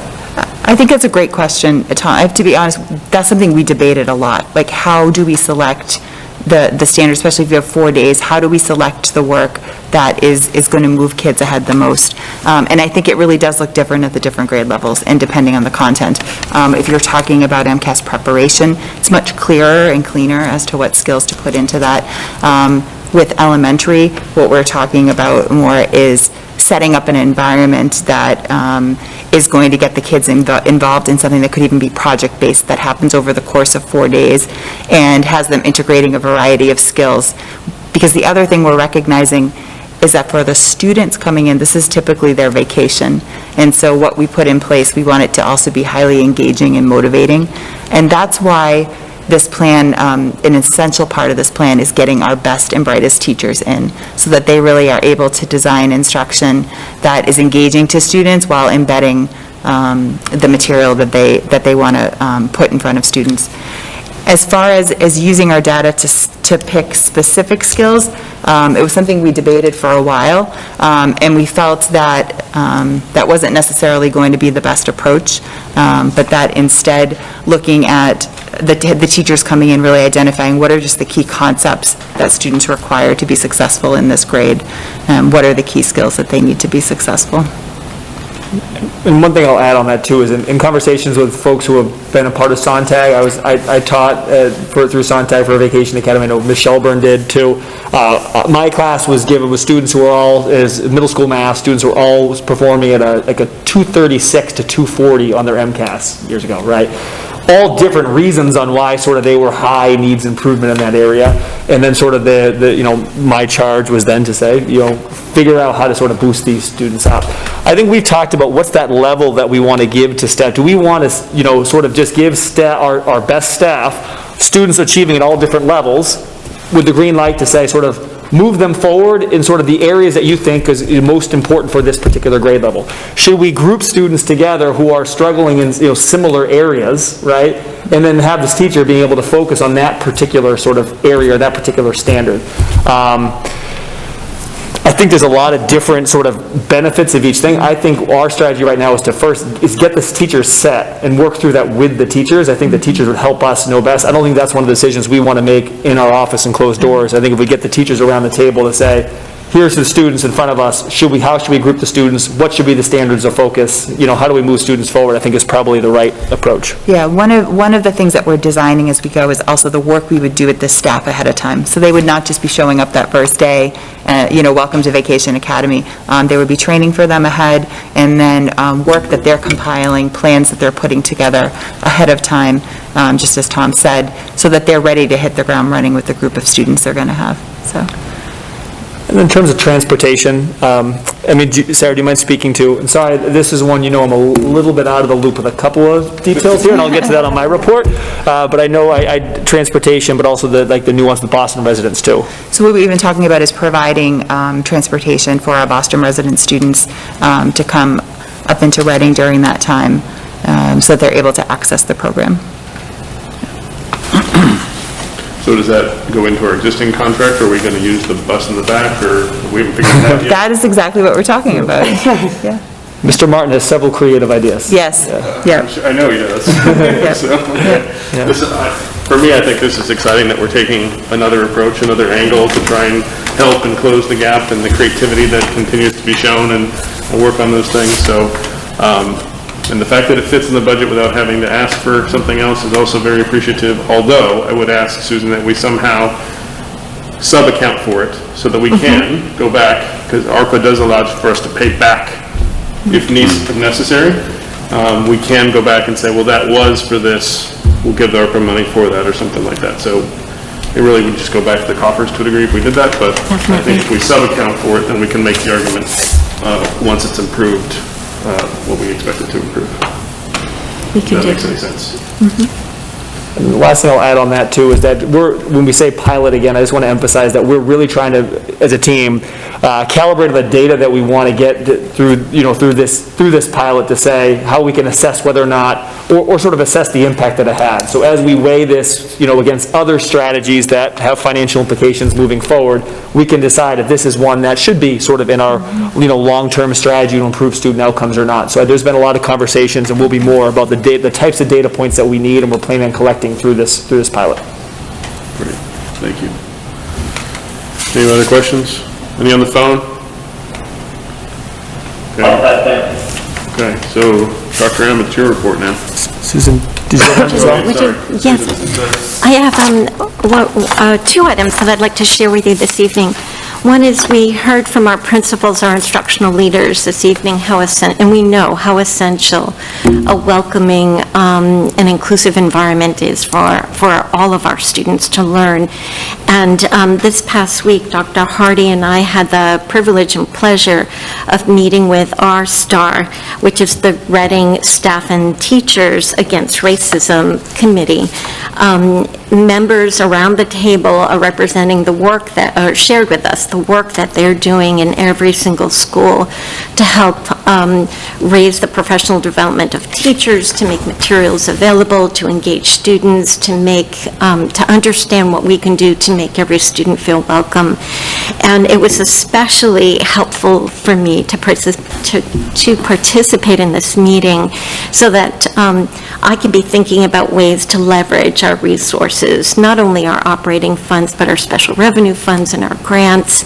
And I really look forward to participating in these meetings going forward. It was a great experience, and as we were walking out, we came up with a couple of ideas of ways that we can leverage our resources to bring to the schools. So I did want to mention that. And then the second is simply a shout out and an expression of gratitude to an organization that has donated hand sanitizers, which the school committee approved. And the Tuesday before Thanksgiving, a truck pulled up and 3 pallets of hand sanitizer, about 300 bottles of hand sanitizer arrived at our door. And this morning, I was meeting with one of our club advisors and students, and I stepped out into the hallway, and there is our Director of Health Services, Mary Giuliani, with a box of hand sanitizer going classroom to classroom, handing them out to our teachers, and they were very thankful and grateful. So I wanted to thank the Cintas Corporation again for their very generous donation, and thank the school committee for accepting it. Thank you. Thank you. So just as the community may know, my wife and I recently just welcomed our newest addition to our family, our 5th child, and I'll say it publicly, our last child to the addition to the family. So that was right before Thanksgiving. So I just first wanted to thank the committee for your understanding in support and encouragement as I've had a little bit of time with the family. And also really just would like to give a huge public thank you and shout out to the team here, which is a team, as you can tell, is a team who is not only taking on additional work and trying to sustain, but moving things forward sort of in my absence too, and I feel really fortunate to be alongside people who are committed to that sort of team approach and also committed to continuing to move things forward. And so I just thank each of you, Jen, Susan, Sarah, for all that you've done to keep moving us forward. I really appreciate that, and I know my family also really appreciates that too. And they haven't allowed me to be as involved in these things as maybe I would be tend to on things, which is nice. And then I'll be back in the office full-time on Wednesday and feeling ready and eager to come back and support the team. So thank you to the community for your support and understanding during this family time for me. Congratulations. Thank you. Congratulations. Yeah. All right, so moving on to liaison and subcommittee reports. Sean, we'll start with you on the phone. Do you have any liaison report? I do, thanks, Tom. So the library board met on November 9th, and neither Carla nor I were able to attend, but I was able to get a bit of a debrief to share with the committee. They had a couple of positive reviews, and then I was going to meet their discussion was on their budget ask for FY23, which came in at about a 3.4% increase year over year. The other thing I'll share that I think might be of interest to this committee and also the community, unfortunately they experienced a little bit of a setback in hiring for the position of the Director of Equity and Social Justice. They moved 2 candidates that I think folks were really excited about through the final stage. One withdrew before they made the final decision, and then the other, who they did make an offer to, ended up taking a competing offer. So they are at this point posting that position, but I just wanted to share that in my report. Great, thanks, Sean. Okay, Mr. Robinson? I do not have a report. Okay, Carla? No report, thank you. Aaron? Just 2 quick things. The policy subcommittee was not able to meet back on the 18th, but we are meeting on Tuesday, the 7th, virtually, to go over policy JICH, which is the substance abuse policy. So we will be talking about that next week.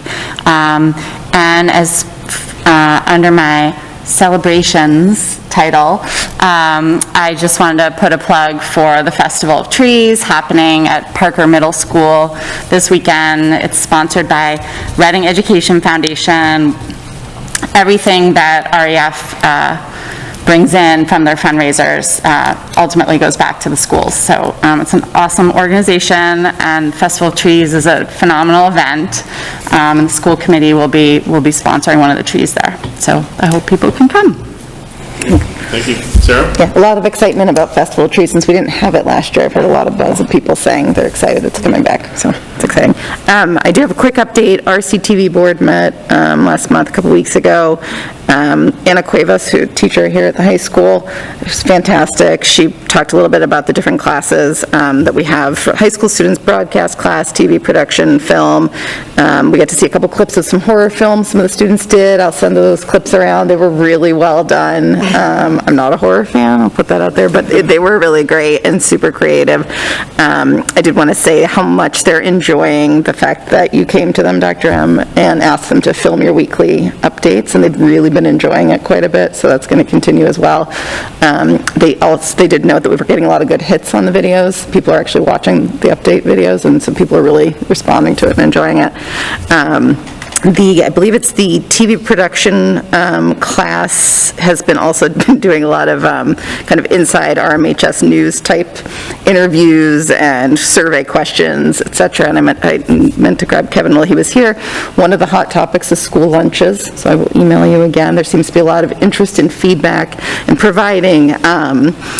There seems to be some room for improvement in student perspective, so I will email Kevin, but they seem interested in continuing that dialogue. So, but again, I'll send those, the horror film clips to all of you to watch late at night tonight. Just what we need right before.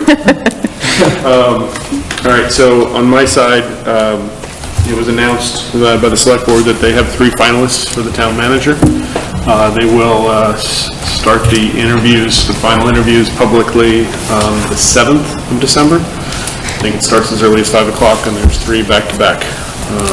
So that'll be fun.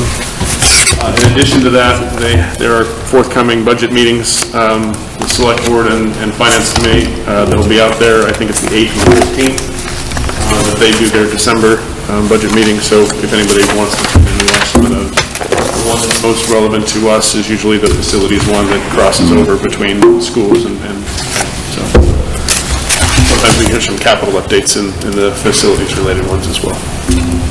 Okay? All right, so with that said, we'll move on to old business 1, which is the discussion on hybrid meeting technology options, costs, and method of funding. And I will see if I can flip this over. If not, everybody has it in their packet. Not working. Hey, how about that? It worked the first time. So just a little bit of background on this for the committee, and Susan, feel free to chime in as and when necessary. Sure. As the committee knows, we've been, at least I think the committee knows and is aware, we've been having some conversations to figure out how we can implement hybrid meeting technology. As luck would have it tonight, we would be better off if we had it, because Sean would be able to be visible as well as be heard, and probably have a little bit better audio quality as well. There's, in the memo that Julian put together, you really can start from the bottom up if you need to, and that last page of the memo outlines the 3 kind of options, really, which is really kind of 2 options when it comes to hybrid. And that is, the first option is what we have now, right? In person, nobody can participate, back and forth unless we set up a special bridge, because we know a committee member won't be here. And they can watch on RCTV, but we don't see them, they don't see us. That's the first option. The second option is essentially what we did during COVID. So this is on page 33 of the most recent packet if you're turning around. It's the blue pad. And that is the one-way process, the broadcast process, whereby people can write in kind of a Q&A. Well, again, we don't see them. They see us, but not very well, I guess would be the way to put it, right? Whoever's there and a small screen and things like that. The third option is the full 2-way interactive type event. And the price quotes that you have are for the third option as it stands right now. And these are just rough estimates. They're not firm, they're not final, or anything else along those lines. They're just kind of guideline-based estimates that are out there that Julian spent a good amount of time asking around, finding things, looking to see what was there, and working with one vendor to build kind of a quote so we would know what we were working with. But the 2-way would essentially put a video screen in front of us so we could see the people, and a video screen up there so they could see the people. And we'd have the ability to project our presentations on that, etc. We'd have the ability for people we could hear them from the speaker if they were to speak, and control it like a regular Zoom type video conference meeting appropriately. And one of the things Julian shared with me today that he thought was pretty cool was the camera that he's thinking about. While it looks like it's, you know, a wide-angle lens here, he was like, it's really cool, Tom, because it'll say, it's not a wide-angle lens, but it's Sarah, and it's Aaron, and it's Carla, and it's Chuck, and it's Tom, and it'll look more specific to the person based on the people who are watching in from the other side. So that was one thing we talked about. So with that said, the three options that he put together as kind of a baseline for us to go through, you know, the kind of basic, really minimal, not much to it, pardon me. My son's not at robotics, I'm going to be picked up. You know, is the lowest level, kind of a minimum.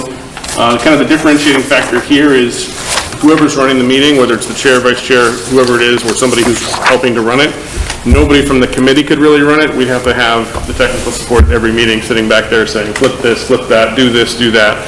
So it's very manual from a support perspective. So that's kind of, okay, it's there, it's an option. It gets us there, but not to the level that, you know, we may want, and not to the level that allows us to run the meetings ourselves to a degree. The second option that's outlined is sort of the recommendation as a starter from Julian's perspective.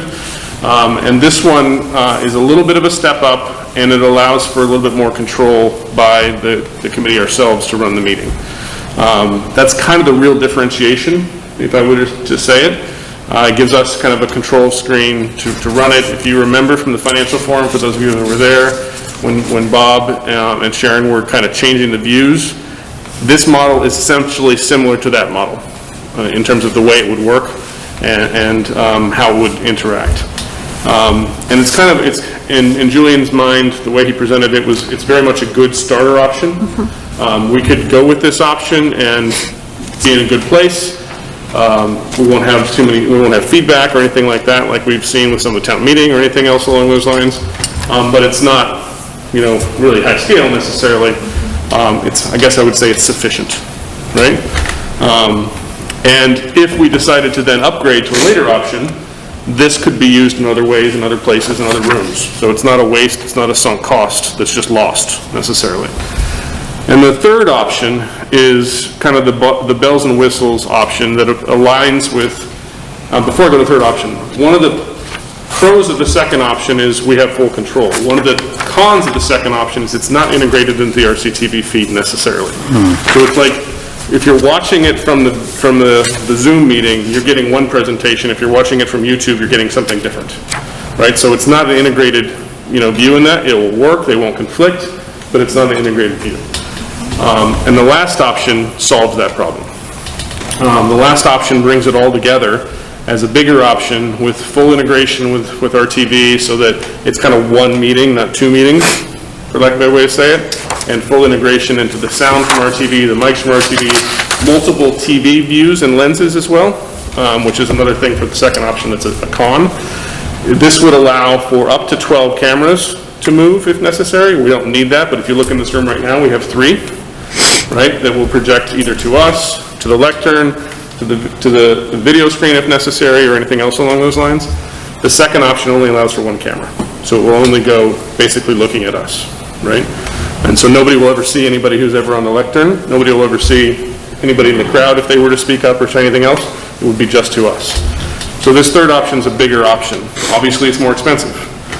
And one of the things that we were talking about earlier today as we were kind of debriefing on this, and I started the process, and Sarah, I'm going to ask for your help in this process, is whether or not we should have a more collaborative, proactive discussion with RCTV to solve this solution. So while he's priced it with a vendor, we may want to instead go to RCTV and say, this is what we want. How would you do that?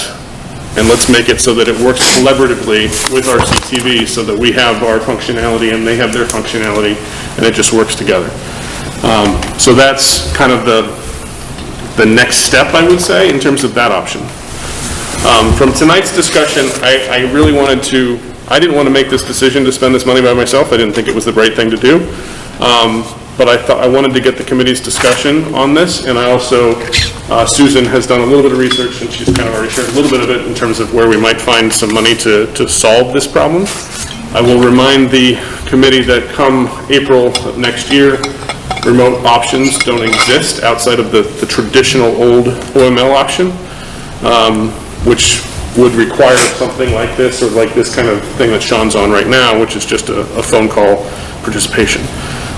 So this will allow us to be a little bit more proactive in an environment like that. If we were to say, we're going to go in here, but something's really bad, we're going to close the school so nobody else is coming in, we could be in here, everybody else could be on Zoom without any problem if we had a platform like this. Not that we would do that, but it's an option, I suppose. So with that said, before we open to questions, Susan, is there anything to add? Anything you want to say about the financials or anything else like that? I appreciate your overview, Mr. Weiss, of this. There was one other component that I wanted to add, and that is the amount of technology support for these options. And with the mid-range option, we have the staff in place, and we could, according to Mr. Carr, our network administrator, could handle it immediately.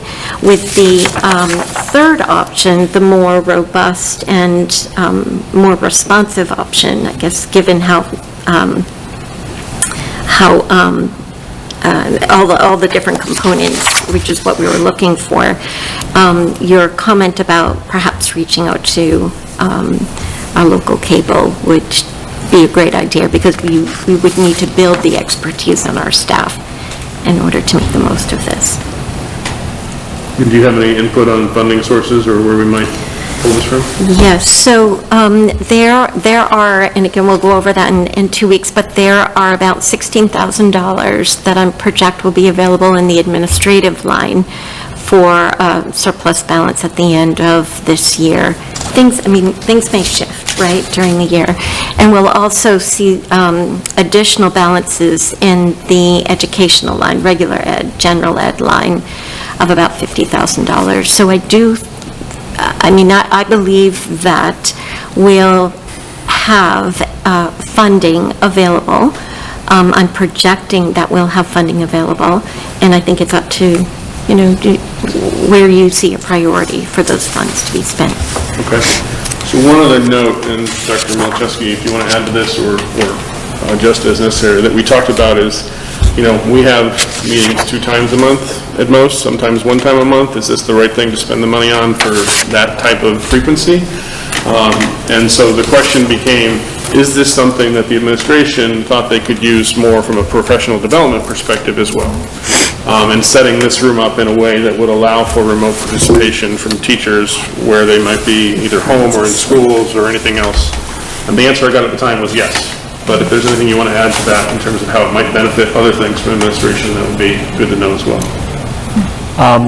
I think in this day and age, having the capability to be able to bring people in who are not physically in the room is important. To be able to do that at scale is important. To be able to do that easily, too, is really important. With that said, I think the missing piece for me in this right now is this idea of the collaboration with RCTV, because I just think as we weigh the potential impact of this with the other ways we can use it, with sort of the financials, I think knowing how RCTV sees this, how they could play a part in this, and also how that would impact the financials, I think it's just a missing data point in this conversation to think about where we should go. But yes, there's a need, and we would definitely use it outside of this. Yeah. Can I ask? Sure, Chuck, go ahead. So I just have maybe this is for Susan. What is you mentioned that Julian was talking to vendors. Are we in line with our bidding process? Is this something, are we ahead of ourselves with that, or? What he's been doing is talking with different organizations, different vendors who might be able to provide us with this service. So he's contacting several different firms to ask questions in order to help us understand what is it that we're really looking for, what's the type of equipment we need. It's a very common practice. One company, probably several, have given him different types of price quotes. DGI is a very large communications organization, so again, these are ballpark costs to give us an idea. But does it have to go out to bid, or? Yes, Yeah, it that's- would. We would not, yes, we would not just contact this firm. And the benefit of having some price estimate is to help school committee, make a decision about how the fund should be spent. I just have one other question. You mentioned RCTV. Have we talked to the town at all as to whether this will be just a package that everybody could use? And I don't know whether you put it at the library but it's mobile, right? I think I read. It's portable. Yes, it is. It's mobile. It's portable. I know Julian Mr. Carr's had a number of discussions with the town. Some research, I think in part some of the beginning research was to contact them to learn more about what system do they currently use and what could we learn from the system that they have. So I believe there's definitely opportunity for a partnership. Yeah, Julian and I talked about that a little bit today. He spent a lot of time talking with Kevin Gershner about what's set up at the library and whatnot. And option 2 is essentially what's set up at the library right now. Probably looks familiar if you think about what the library is. That's essentially what option 2 is. Again, it doesn't have full integration, so depending on if you're on the Zoom versus if you're watching remotely, you get kind of a different experience. But it works. It's functional. Is it something that we want to go for the bigger one, or is it something maybe we want to say, we need a similar thing? One of the things Julie and I were talking about today is it's in one place right now. It's in that one library room. How many boards and committees can use one library room at a time? They can't, right? So from a town perspective, we need to think about this, and the schools have, kind of bring our share to the table about how to use this kind of functionality in our locations. It would be very similar, and that's another reason why to work with RCTV as well, for maybe the bigger proposal, is how do we make sure that this integrates collectively across the whole thing. I was just going to start. Sorry, guys. Next. So, I think, unfortunately, one of the things we learned from COVID is you got to figure out ways to do things differently, and this was one of them. How to do things, conduct, productive meetings, and I don't think that's going to necessarily go away, and to be able to use it for many other things beyond school committee meetings, especially professional development, I think it's a good investment. To have this. All companies have this sort of thing, and have had it before COVID, so I think it's something that's good for us to consider investing in. Jeff, one thing I'll just add to that too is you gave the example of for staff professional development. You've seen some schools, a lot of private schools have done sort of a similar model for student learning too, right? Where students are learning side by side through different modalities too. So it's not only for staff, potential for staff professional development, it's also a chance for impact on students too. Erin, you were going to say something? Sorry. It's okay. You can ask your questions. So just a couple comments and then a couple questions, but I agree. I would really like to know what role RCTV could play in this, because ultimately I think we will want to be able to have everything as streamlined as possible. Also, I felt when we were meeting fully remotely that the participation we got was outstanding. We just had a lot. We had teachers, we had parents, we had community members, we had a lot of comments. At certain times you could figure out how many people were watching and engaged, live time, and I think it's hard in this day and age for parents to get to meetings. I think teachers are fried at the end of the day. They want to be able to go home, but I know a lot of teachers still watch our meetings, right? So to me, if we can establish something that can bring more people in, then I'm all for it. So 2 questions, I guess more about if we went with the pro model. Where would it be housed? I guess I'm a little confused on what's permanently fixed versus what's mobile. And I'm blanking on my second question, so I'll start with that. So I can answer some of that question. I may have to, contact Mr. Carr, but I do know that this slide and projector would go away, and we'd have a flat screen panel on the wall. So that would remain fixed. There is a portable, in fact, I think in the packet, there's a picture of the console that's portable. There it is. And that would sit in the front probably where the laptop is sitting now in the projector, and that could be moved about. In terms of other pieces of this equipment that would come and go, I would need to talk more with Mr. Carr about that. Okay, and I remembered my second question. Is the projected cost here a one-time cost? Are there any costs, I noticed one of them says license, that would be an annual? It's my understanding that the third option, the more complex option, this is a base price, and whenever we would need to do any networking or add any different type of component or add to the cameras, for example, there would be additional costs incurred. Also, given the complexity of this particular model, we'd have to rely on the vendor to come in and make adjustments and changes. And that was one of the primary reasons why we really started thinking about RCTV as a partner in this mode. I think one of the 85 inches would be up here, and one might be there or there from a permanent perspective. And the cart, there's the RCTV room back there that it could go into if there's space, or potentially into our semi-ad hoc, soon-to-be permanent storage space back here that potentially could go into. That 4,500 at the bottom of that line was for that firm to do the installation. That's where we're starting to say, should we bring RCTV more into the fold here? I did start a conversation briefly with Angela earlier today. She looped in a few of the other members of the team, and so we're going to try to get together with her to sit down and say, what would this look like? Or not her, but the head of operations there. What would this look like? And how could we work as a partnership to put something like this in place?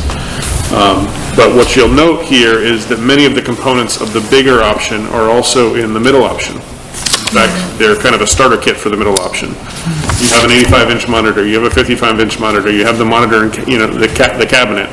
So that middle option is essentially Julian's recommendation as a get us started, because we'd use everything in that list anyway for the bigger option as well. And so, from a committee perspective, I'm hopeful that we can leave today with everybody saying, let's start with that, and let's have the relationship and engagement with RCTV to see if we can get to the bigger one at some point in time. It may not be this year, as we work it through, but if we can start with the middle one, and we can start that engagement era that you're talking about, and that I agree with, that we saw much more last year. Looking in the room, I'm thankful for the 3 people that are here, but, last year we had 20, 30, 40, 50 people at times online watching and listening and commenting. And so that just made the, process more, felt transparent and whatnot. So, is there any, Carla? I think I may see this differently. If we are moving ahead with this because, and we as a committee should only move ahead with this if this isn't an operational thing, okay? So in terms of, do we need this technology for our school committee meetings? I would say we don't, okay? I actually thought when we were in Zoom and doing our meetings that way, I felt like I felt like in a way the meetings were hijacked. And maybe that is the way that, it's easy for someone to sit at their computer and fire off a question versus somebody standing in front of an audience asking a question. So, and maybe that's the way we handle those types of situations. So in terms of a school committee perspective, I don't see the value in adding this cost for our meetings. because the meetings are out there and people are welcome to come. That's one. Two, I do see the value in terms of the administration using this for teachers and doing training and for students. And so if that's the case, I think this is an operational issue, and if you guys think you need it, you find it in your budget, you go for it, you don't need our approval on it. That's kind of how I see it. I really see the value in that respect. In terms of our meetings, we have enough cameras, people can see us, they can hear us. If they want to speak, they're allowed to speak. I don't see the value, and I don't see that we should spend that money to, we have good enough visibility. I don't think that we should spend that money in that way. So, good feedback, thank you. I think a point of clarification I'll add is one of the reasons why I wanted to advocate for the two-way conversation is exactly what you're saying to a degree, and that they would then be on a video screen speaking. They wouldn't be typing a response for somebody to read, right? If they wanted to, raise their hand as though they're going to go to the lectern, excuse me, we would say, okay, you are now unmuted, you can speak, and we would see them, eyeball to eyeball, for lack of a better way to say it. They would be speaking to us just as if they were at the lectern. It just allows them, to Aaron's point, if I'm late from work and I can't, I'm just barely getting food on the table for my kids, I can participate to a degree. If I'm heading home after a long day at school and I want to see what's going on, I can dial in as a teacher, as an administrator. We've had times where we want some of you to be home, right? So this would allow them to participate in that way as well.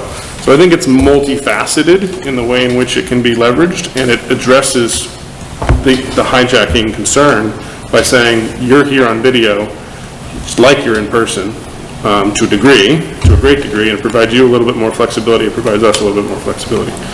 So I hear the concern, but I do think that, and I think what the administration said, is there's other positives to it, and that's one of the things I wanted to make sure of as well. Anything else? And Carla, to your point, I appreciate that feedback, and I guess I don't speak for that. We haven't had this conversation yet, sort of outside. If this were not sort of something that we see as a need or an interest in the school committee, is this something we would be addressing on our own? I don't know. I think it probably wouldn't rise to the top of like urgent and important needs for us at this moment. If it's something that the committee feels would, improve the level of engagement in our meetings, we would also find ways to make sure that we use it to, also benefit sort of the learning and development of our staff and learning experience for our students. But I don't think this would rise to the top of things that we would immediately invest in right now in December to say, here's our thing that we feel like we need to, bet on right now. So that's not to dismiss it, it's just to say it's not, if that makes sense. May I? No, go ahead. And thank you, because for me, I'd see that, $30,000, and I'd say, we could use that somewhere else.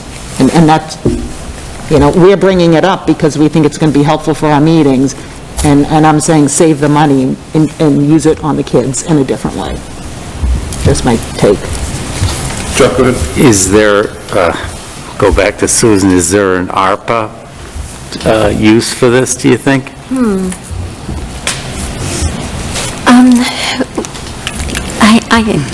I know that this technology would be useful for professional development, and in that way, we would be through professional development, directly impacting students' performance and helping them to regain some learning that might have been lost or to catch up.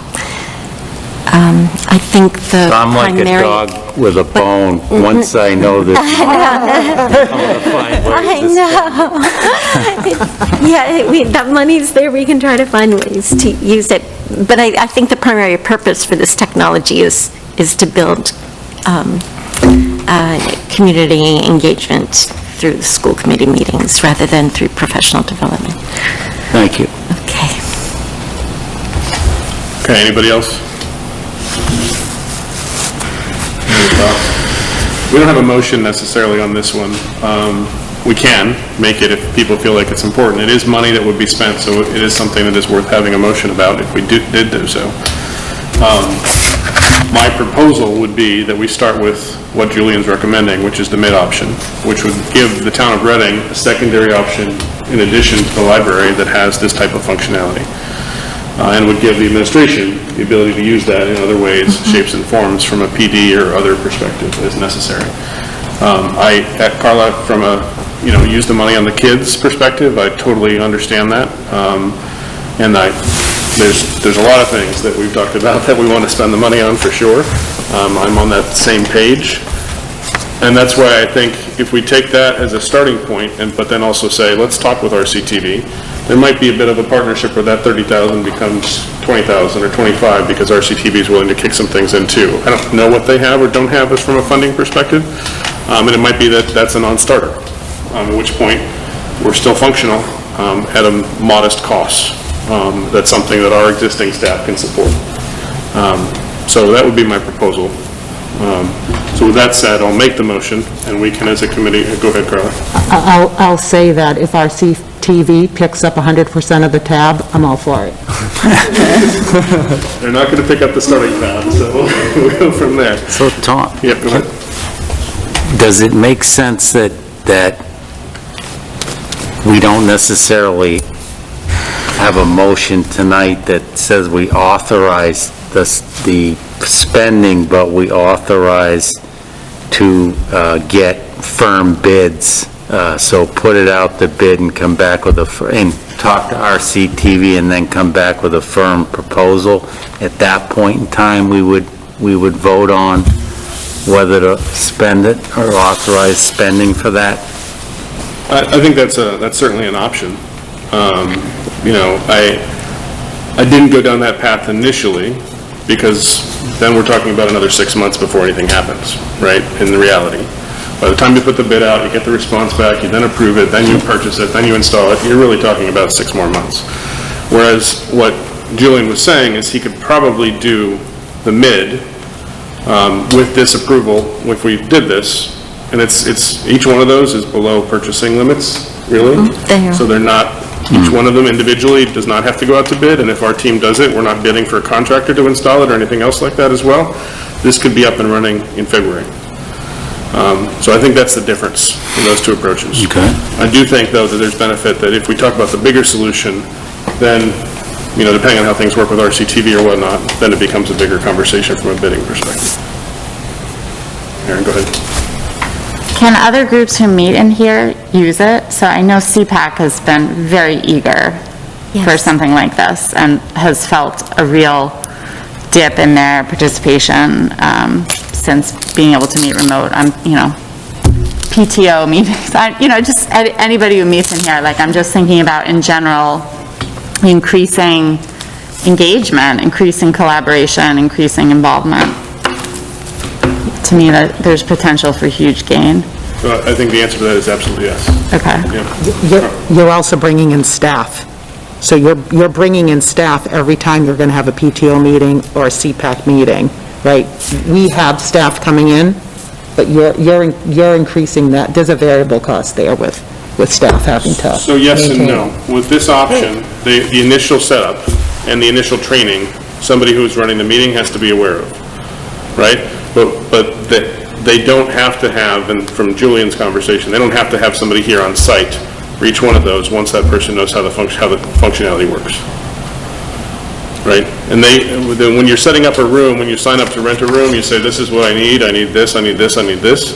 So when you rent a room, you have the TV set up, you have the cart set up, and that does happen for CPAC meetings already.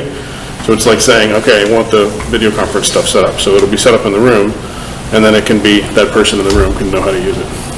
But we have to keep in mind that we're going to spend $30,000 potentially to make it more convenient for people to attend meetings, is what it is, right? And to use it for many other needs, yes. Right, but we're doing that here because if they wanted to do it for, at a school's perspective, their option is to not do it right away. So our main focus for doing it is to make it easier for people to attend meetings. And I'm not saying there's not a benefit to that. Yep. I just want people to understand that this is what we're spending the money on. We're spending the money on engagement is what I would put it as, yeah. And not just school committee engagement, PTO engagement, CPAC engagement. Anybody who's using this space would benefit from it. I still think I wouldn't spend the money. That's fine. So I'll make the motion, and we'll see what happens, right? And if it passes, it passes, and we can move forward. If it doesn't pass, then we can either reconsider at a later point in time, or it dies, and we don't have this functionality. But I'll move that we authorize, permit, ask Julian to move forward with the mid option, and that Sarah and I work with our CTV to see if there is a greater plan for the greater option at a later point in time. But that we move forward to the mid option right now. Do I have a second? I can second that. Seconded by Sarah. Any further discussion on that? I have a question, and maybe you addressed it, I missed it. So if we went with the mid option, and then we decide a year from now we really want the Cadillac option, do we have to tear everything down, or do we just add to the mid option? As it's structured now, we add to the mid option. Okay. All the materials that you see in the mid option are also in the Cadillac option. Okay. So it's not a matter of rebuilding it, it's just a matter of adding to it. Correct. That's my understanding. Okay, any further conversation? All right, so Sarah seconded. So roll call vote. Sean? Aye. Sarah? Aye. Aaron? Aye. Carla? Nay. Chuck? Aye. Tom? Aye. So that passed 5-1. Thank you for the discussion. I wanted to make sure we had it as a group. So Susan, we can move that on to Julia. Thank you. Okay, so moving forward, the next topic on the agenda. It's FY22, FY23 budget guidance. As we get into the budget season, Susan brought to Sean and I a best practice, frankly, from Wayland and other districts as well, and something that, try to keep me honest, but I don't know that we've necessarily done as explicitly as a school committee in the past, and that is to set budget guidance for what we want to do, or how we want the administration to build the budget going into January, and what we want it to look at. It can be, and it should be, generally high-level goals or a high-level statement. There's various different examples that Susan included in the packet from her research, and I want to thank Susan for bringing that to us as well. And so this conversation is really going to be kind of a brainstorming conversation. And then hopefully we'll coalesce it down into, I would say, 3 or 4 kind of core things that we want to make sure are achieved. Susan, do you want to add anything to that? Sean, do you want to add anything to that? We'll start with Susan. Thank you, Mr. Weiss. I think that sounds wonderful. Leaving with overarching sort of framework for budget guidelines or budget principles would be, I think, really helpful and important to our process. So thank you. Okay. Sean, do you want to add anything?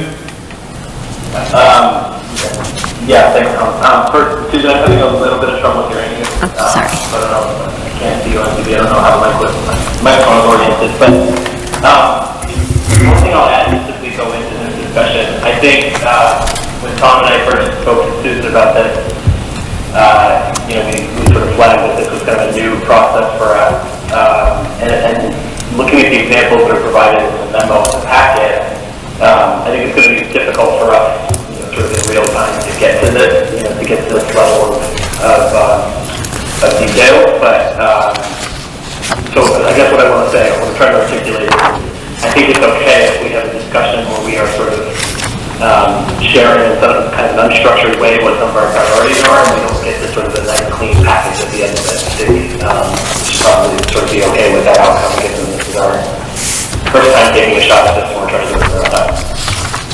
Yeah, so in that regard, Sean can't see it, so we'll try and make sure we say it as we do it. What I put on the screen for now is essentially a sticky note brainstorming concept, similar to what we used at the offsite. Obviously, not everybody has their own sticky notes to do this, but as we go through, I just want to kind of throw them on the board, and then we can categorize them as necessary and move them around. So, I'll open the floor. If anybody, you've all seen the package, if any ideas, Chuck, your hand was up first, so. So I just have process question. So we know what we have to spend, we're just giving guidance to the administration on how we want it deployed? Is that what I'm hearing? Yeah, I would say how we want it deployed, but even more, maybe more generally, what are the core principles we want to make sure it addresses? Yep. And/or, how we want it, I would even say there might be a bucket of how we want it presented back to us, right?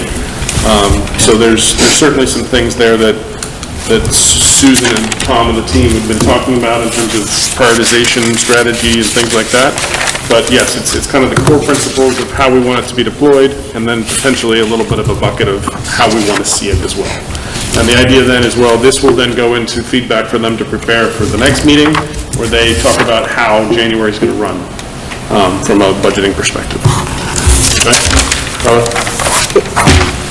So I guess I'm looking at this as our school improvement plans should, our budget should match our school improvement plans. So,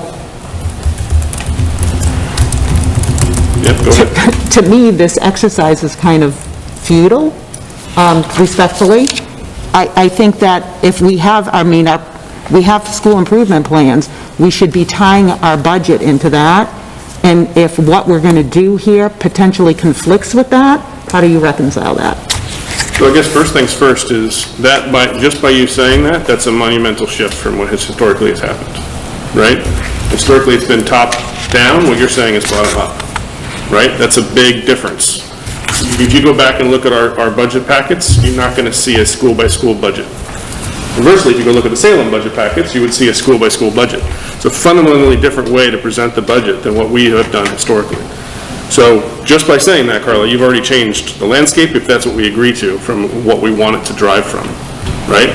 You didn't say the superintendent's goals, the district goals, you said the school improvement plans, right? So that's, I'm just bringing that together for you about what you're saying. So let's take it from the school committee versus the administration, right? And we can collectively put that administration there, okay? Sure. We accept the superintendent's plan, we accept the school improvement plans, but then we're coming up with our own budget strategy, which it's already formulated. The money just has to be assigned to it in so many different respects. And what if we're in conflict with that? So another thing to think, well, it shouldn't be in conflict, right? Because we've all been on the same page. It's not a matter of being in conflict, hopefully, and if we can have that conversation if we need to. The other thing to think about is that this is the FY 22-23 budget we're talking about. What you just mentioned are FY 21-22 things, right? The goals that we've talked about are FY 21 district goals and FY 21 school improvement goals. The budget that we're going to be talking about is FY 22 to FY 23 budget. So while they should feed into it because we expect that the work is going to continue, it is not the same thing that we're talking about in that regard. We're forward thinking as we work through this. I'll let the discussion continue. I just, I feel like, yeah. Anybody else have any thoughts? Right. I have a million thoughts. Erin, you want to start? Go ahead. Just like rattling off, we've always made reasonable class sizes a priority. I would like to see us continue to make that a priority. I know there's been, not some talk, but I feel like I've heard comments about, a lot of comments about the high school schedule and how staff are utilized there, but I think that's a bigger puzzle than is going to be solved in this budget season. But I know particularly at the elementary level, like we've always put a priority on class sizes, so I think that's important to still do. For the high school, to me, it's class sizes, but it's also like the ability for students to access the classes that they need and they want. So just sort of looking at how that plays out, if that makes sense. Can I summarize that as class access for all students? Yes. Yes, you can. But I agree with Carla that I felt like a lot came through in the school improvement plans that reflects what we've identified as district priorities as well. And I think that the budget should reflect what Reading stands for and what Reading prioritizes. So I think that that should come through. We know that school culture is a big one right now. So how are we supporting all learners? So it's, it's not just the social emotional, it's, it's also academic supports, it's also services and accommodations, but, yeah, I'm just rattling now, but. Kind of the point, right? This is a brainstorming session. Yeah. Go ahead, Chuck. So, I wasn't bashful. I went and looked at all the information that Susan provided, and obviously the one that, it's not a revelation. The big thing is making sure we meet all our contractual obligations and legal obligations. The other one was, we've historically talked about a budget, whether it's a level service budget or whether it's a budget that's more than level service. I guess my first thing would be that I would want to see level service. The other thing that I guess gets a little bit more down into the weeds is just the social emotional, make sure our resources are going to that as well. But, the biggest one is making sure that our first thing is that we have to meet our contractual obligations, and then also any guidance that we gave for non-represented obligations, and then whatever's left would go to the rest of these things. Does that make sense? Can you hear me, Sean? I'm sorry, I wasn't talking. I can kind of hear you. I feel like everybody's losing a little bit of energy at 9:30, but I can feel it here. Aaron, do you want to add something? Yeah, we had also identified as a district priority hiring quality staff and retaining quality staff. So I know that there's contracts, but also are we thinking creatively and within our means about how to work on that goal as well. Okay. Aaron, did you have something to go? Yeah, I was going to say, I think this goes to your point, Aaron, about the high school piece, but some kind of statement around the budget that supports accelerating learning outcomes at different levels.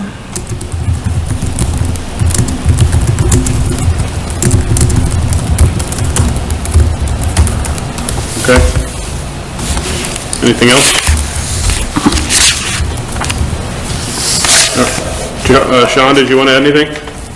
Yeah, so two things. One is just on the process point, as we go through this, what's starting to resonate with me is that one way to think about this exercise is that we are sort of articulating the things that we want to see represented in how the budget is presented, right? And Tom, I think you may be able to do this, but the district improvement plans and the goals and things like that are aspirational vision statements in many cases. I think what we're articulating here today are more sort of tangible examples of how we expect to see that represented in the budget and what we expect to see prioritized. And so, when Susan and Dr. Olszewski come and present the budget over the next several meetings, there's certainly the cost center by cost center view, but there's also the school committee is clear that, we want to focus on X, Y, Z, and here's how you see that reflected in the budget. So, at least in my mind, that sort of clarifies the potential conflict with some of the other, priority documents, if you will. In terms of particular priorities that come to mind for me, some of these have already been mentioned, but I'll just, cast another vote in their favor. Maintaining compliance with class size guidance is certainly one of them for me.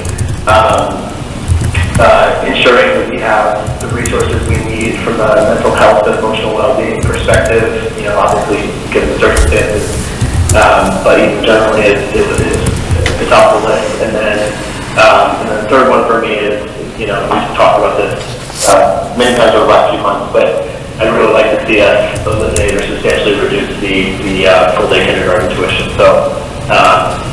if we can sort of see what that looks like during budget presentations, whether that's possible or feasible. I find that valuable as well. Okay. Okay, so a couple of things that I was thinking about as I was going through this, and it somewhat builds on some other things that people have said. I'm going to put it as a sub of the hiring, retaining quality staff, and that's professional development, effective and efficient. If I could type, that would be good. Use of resources for professional development. I think that's going to be important on many levels, whether it's curriculum that we have recently rolled out, like our new math curriculum at the elementary level, continuing to roll out the professional development there, whether it's things that may come out of reading and reading, that may be additional professional development there, whether it's the social emotional stuff that we've heard in various different ways, Project Wayfinder here at the high school, or what Dr. Burnham's doing over at Birch Meadow, as the responsive circles, I think is what it's called. Other things along those lines where professional development, restorative circles. Thank you, Chuck. And I think that fits in the hiring, retaining quality staff there. One of the things we haven't talked about much yet, but we know is a leftover from last year, and that is completing the curriculum purchase for math.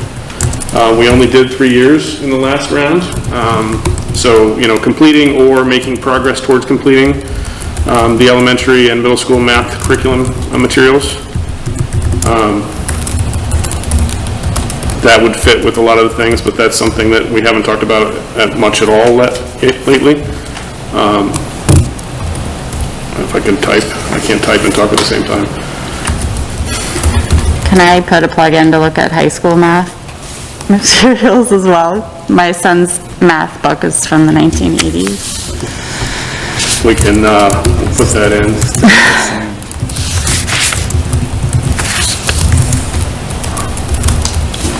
Math doesn't change. It kind of does, though. It doesn't change. I would say a few other things, speaking, looking at the high school, what I would like to see if we can figure it out would be, and I guess I'm going to step back a little before I go down there.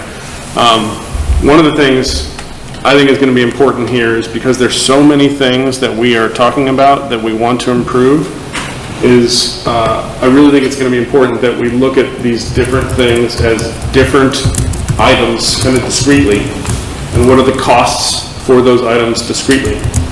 So we can, for lack of a better way to say it, have a, choice around which ones we're going to fund and implement as we go through the budget. Obviously, the input from the administration, principals, and whatnot will be huge in that, but I'd like to see what that looks like. And that aligns to a degree with what Sean was saying about eliminating full day K. Okay, if that's the case, what does that look like? How much of a chunk of the pie is that? And versus something else, right? Professional development for X, professional development for Y. Do we give up those two professional developments because we pay for full day K, right? I'd like to be able to see those trade-offs and understand what we're doing in those regards. What do you mean by discreetly?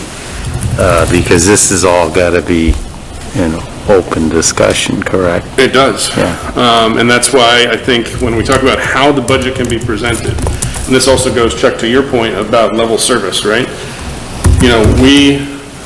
We know from a contract perspective and a staff perspective, if we maintain the staff and the contracts that we have, we're going to spend X amount of money. We know that the guidance that we've given from, the FinCom's given us is Y amount of money, right? They're not the same. And because we've already somewhat argued for some of that already, to a degree, right? So the difference between X and Y can be filled with a lot of things. What are those things that we potentially would put in that bucket, and how much are they, and what's the bang for the buck that we're going to get with each one of those, right? And really make a conscious decision that we're going to fund full-day kindergarten, we're going to fund PD, we're going to fund computer science program at the high school, we're going to fund, whatever the case may be of the things that we've talked about in various different ways about ways to improve the district overall. So you're saying a priority list above level service?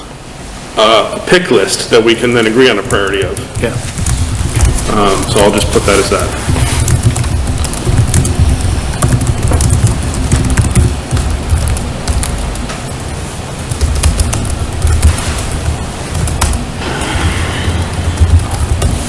Okay? Does that make sense, Chuck? Does that explain it? Yes. Okay. So those are some of the things I was thinking about. I mean, I just mentioned a bunch of them and I didn't put them on the paper, right? But high school, I'll add to Erin's a little bit when she talks about the high school. I'll just say improved or increase offerings at the high school. What does that look like? How do we support that? How do we staff it? Over how long? Et cetera.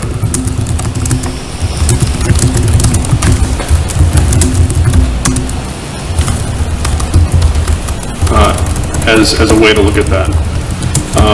And that, also goes into things like, Dr. Milczewski helped me, the thing you're working on with Endicott. Dual enrollment. And early college, right?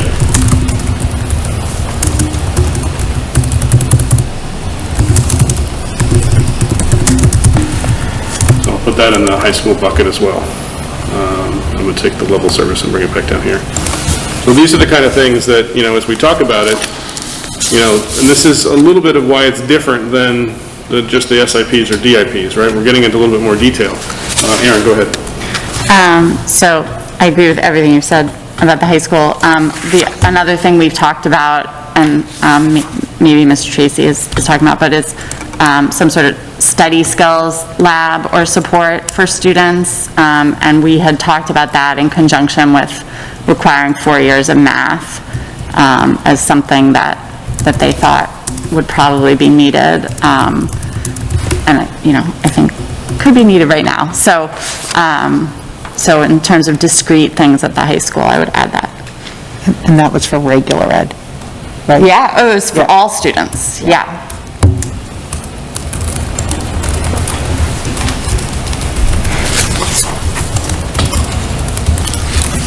Okay. Chuck?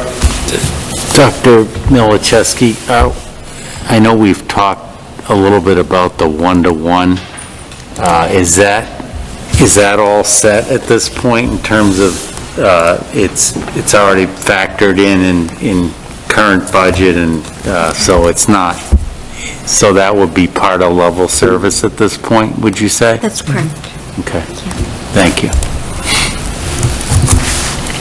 Okay, the last one I'll put out there that we haven't specifically talked about, but I'm hoping that we figure out what it means is, as reading and reading expands, what is the potential placeholder for that outside of just professional development, but assuming something moves in that space, that would be the other thing I would put on this list.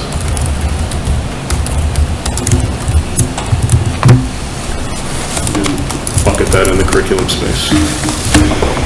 Is there anything else anybody wants to add? Any other points of note or disagreements?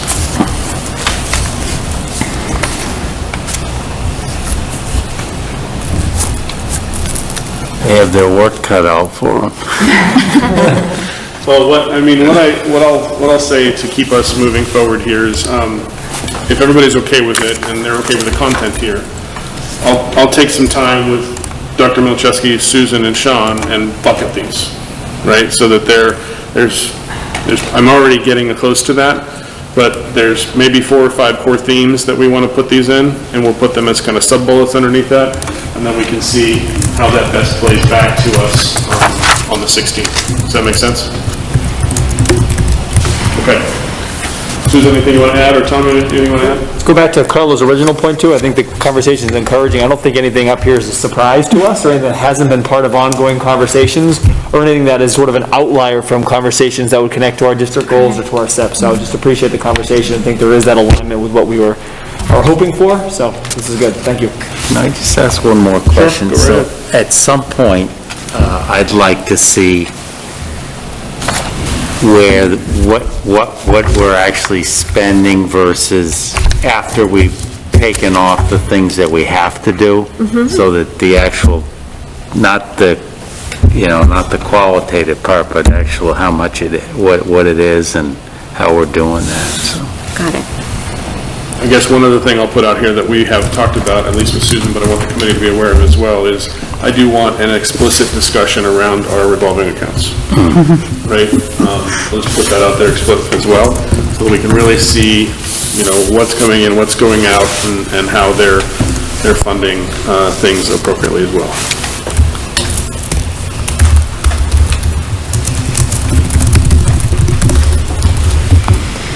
And I know she's already done a ton of work on that, so I'm not throwing much more on her plate than she's already taken on her plate, but I just put that out there as well. Okay? Thank you. Yep. Susan, was this helpful so far? Very, very helpful. Yes. We'll pull a less from here. This is great, and I'm so, if I can just comment, I'm so pleased to see such alignment with all that we've been working on and hearing, and it's great. I'm so excited about our budget. I'd just like to put one more plug in for ARPA. Anything that you see up there that we could potentially, I'm serious. Yep. So, I got it. that's potentially could be used for, because there's a lot there that we got to use. There is, and thank you. This is Yep. We'll have a conversation around ARPA in our next meeting as well with regards to our role in that process. Yeah. So put that on the agenda too, so everybody's on the same page. All right, so moving on. Sean, we're now moving to the strategy for subcommittee creation with roles and responsibilities. And you put the memo together, you and I had a quick conversation. So if you want to take it from here, and we'll jump in from there. And I'll make one more plug that people are sort of progressively fading through the night, so if you could speak up, I would appreciate it. The genesis of this topic is, during our meeting already discussions over the last few months, I think there was a lot of recognition of the fact that many of our peer communities are much more active with utilizing subcommittee for a variety of topics, and maybe some interest on our committee to do the same. And so, I think that we have some consensus that there probably are some specific topics we'd like to be able to dig into a little bit deeper, and that subcommittees might be a good tool for that. At one point, there was a suggestion that we move forward with a curriculum or learning and teaching subcommittee. And while that's probably, certainly one of the ones that should be on the table, as we were reviewing the agenda for this meeting, what I suggested to Tom was that we take a step back and first sort of think through how, as a committee, we intend to use subcommittees going forward. So do we want to have sort of a particular strategy or approach or a framework for operating them, or take a bit more of a sort of scattershot approach where we create subcommittees as a need or a want is identified. So I outlined in the packet, some of the memo, some of the questions that I thought we might consider tonight. I'm not going to read those to everyone, because I know you all have the pages in front of you. But hopefully they're a useful starting point for the conversation. And I have some thoughts, but I'd love to, sort of hear what others think first. Open the floor. Sarah, go ahead. Yeah, thanks for pulling this together, Sean. I think, thinking through this, it's similar to, at work where you have these cross-functional type meetings where we have a lot to cover, and when there's something that is a more meaty subject that requires a lot more in-depth conversation, I think it's really helpful to have sidebar groups that meet on a regular basis to dig in, and I think the policy subcommittee is a good example of that, where, we had meetings that were really long, where we're sitting and we're doing multiple, reviews at multiple meetings, and it takes up a lot of time. With the policy subcommittee, it's been really helpful to kind of distill that down into some key recommendations and points that we can discuss as a group and move forward in a more efficient way, rather than having these long meandering conversations. So I think that's a huge benefit. And then in terms of, I'd like to see them maybe spin up as a topic or an area grows or warrants that kind of lengthy, focused discussions, rather than just saying, here are the ones that we think we should have. Everybody's time is so valuable. I don't want to waste people's time by saying we're going to have a budget subcommittee and then not need, or if that was a poor example, given the time of the year. But a topic where we don't need it. So that's my 2 cents. Okay. Sean, just to make sure, did you hear Sarah? I heard about 90% of it, so better. Speaking directly into a microphone, but yep. Jeff, go ahead. So, Sean, I was kind of looking at this, and I was looking at it two ways. I like, you know, the idea of having subcommittees for, to use your word, things that are within our purview, right? The big ones being budget, policy, and goals. Having said that, and I actually talked to Dr. Hardy about this a little bit earlier today, I don't know whether myself as a committee member would, if I wasn't on the budget subcommittee, would want to be on the outside looking in. I'd want to be part of all of the discussions.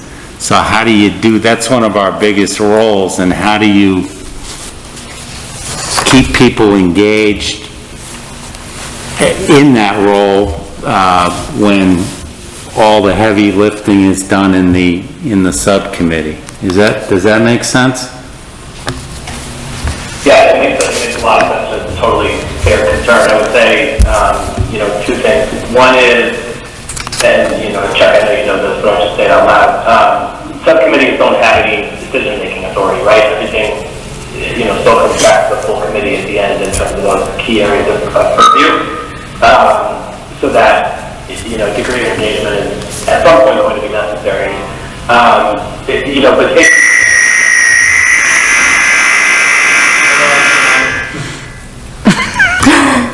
You want to hear that? Yeah, we heard that. You okay? It's like electrocuted. Mars attacks are.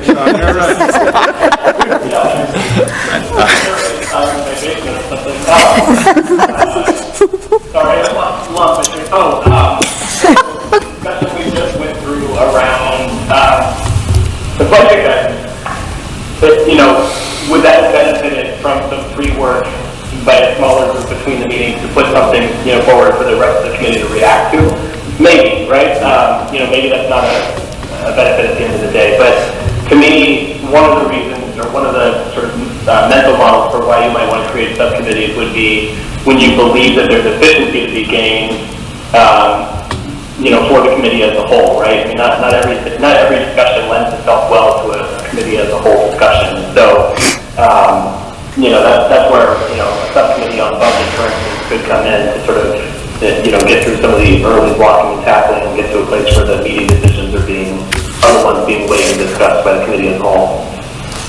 I'll just add to that. I would agree with that statement, and I think this last conversation is a good example. If we had brought, you know, we had a budget subcommittee that went aside and said, here's what we've heard from the committee, and here's the things we've talked about, and here's the categories, and here's how we think we want to present. We'll play that to you. Does that make sense? Right? It might have been a 15-minute conversation instead of a half-hour conversation, right? Whereas the people who were doing it might have spent 2 hours doing it, but saved everybody else that other 15 minutes, as the case may be.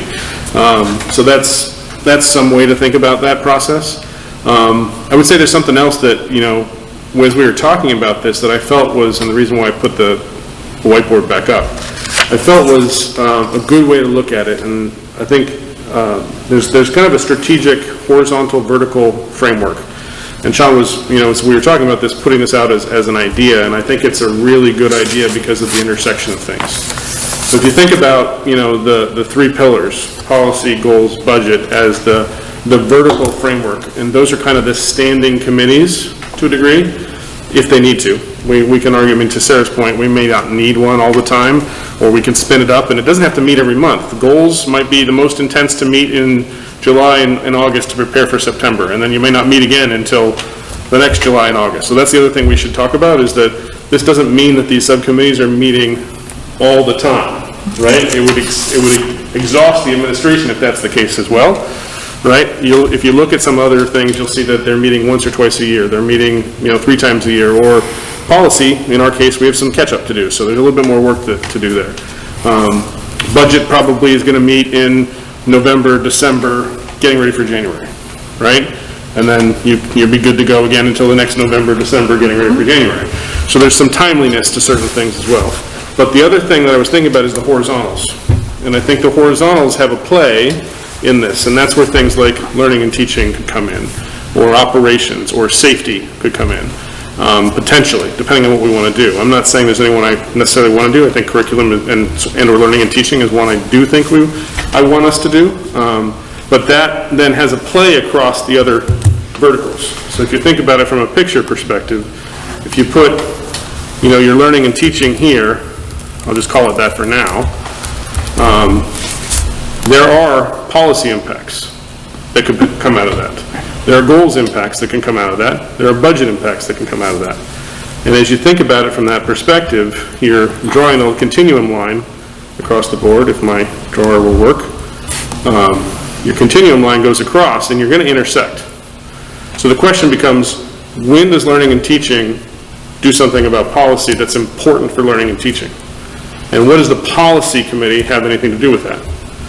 So one of the ideas we were talking about is, well, learning and teaching, if it's addressing a policy with regards to learning and teaching, should address that first, and then submit it to the policy committee for approval to the regular committee. So from an order of operations perspective, thinking about how the order should work would be important. And so I think that my initial thought as we think this through is these vertical pillars are kind of the keys, that are kind of the gatekeepers, for lack of a better way, and hopefully they do the right thing, right? But that the horizontals do work that go across them that may need to feed work into each of the verticals appropriately for their approval before it comes to the greater committee. And so if learning and teaching wants to come up with a policy, that says we want to do X, Y, or curriculum approval policy, let's just say that, just for the sake of argument. It should do X, Y, and Z in addition to what is there. They could write that change, but then put it to the policy committee, and the policy committee could say, we don't necessarily agree, or yes, we agree and we vote it, and we move forward, right? Ideally, it doesn't block, and it could maybe come to the full committee via another meeting if necessary, but you have the ability to say, this is the role and responsibility of that committee, and this is the role and responsibility of the horizontal committee. So does that make sense, as I was saying it? And Sean, I think that's more or less what we were talking about. I expanded a little bit, but please feel free to add in if necessary. No, I think that vertical horizontal framework is one they definitely thought about. I don't know that I am all the way there with you, that we want to sort of, think about creating both and having, complex order of operations, but I think it's worth sort of discussing. My inclination, frankly, in articulating that vertical and horizontal view was, I thought it made more sense to start with one or the other. Let's create, vertical subcommittees and then see where there are gaps or where there are, failings to that approach, or let's create horizontal subcommittees and see where there are gaps or failings to that approach. But, jumping straight to sort of doing both axes is, an option as well. I think you should have negotiations up there too. Okay. Yeah. So, Carly, your hand is up and you haven't said anything on this topic yet, so. So a couple of things that kind of confused me while I was reading this was, and Sean, if you can give me some background, when you talk about all or around functional areas such as learning and teaching and operations and student safety, and it correlates to the horizontals, Tom, that you're talking about. And to me, that's operational. So, when I flip back to our reading and reading conversations, it seems like this letter that was written is in direct conflict, Sean, with what kind of came out of that conversation. So could you talk to me a little bit more about this functional area? Yeah, absolutely. So I think the key distinction there is if you create a subcommittee attached to a functional area, their charge should be about the things that are in our purview, not the operational decisions around those things. So patient learning and teaching, for instance. There are policy implications. There are policies around learning and teaching. We may want to have a focused subcommittee who engages with Dr. Hardy in particular and her team, focused on learning and teaching issues related to policy that dive deep into sort of the budgetary impacts or the budgetary projections or the budgetary needs around learning and teaching.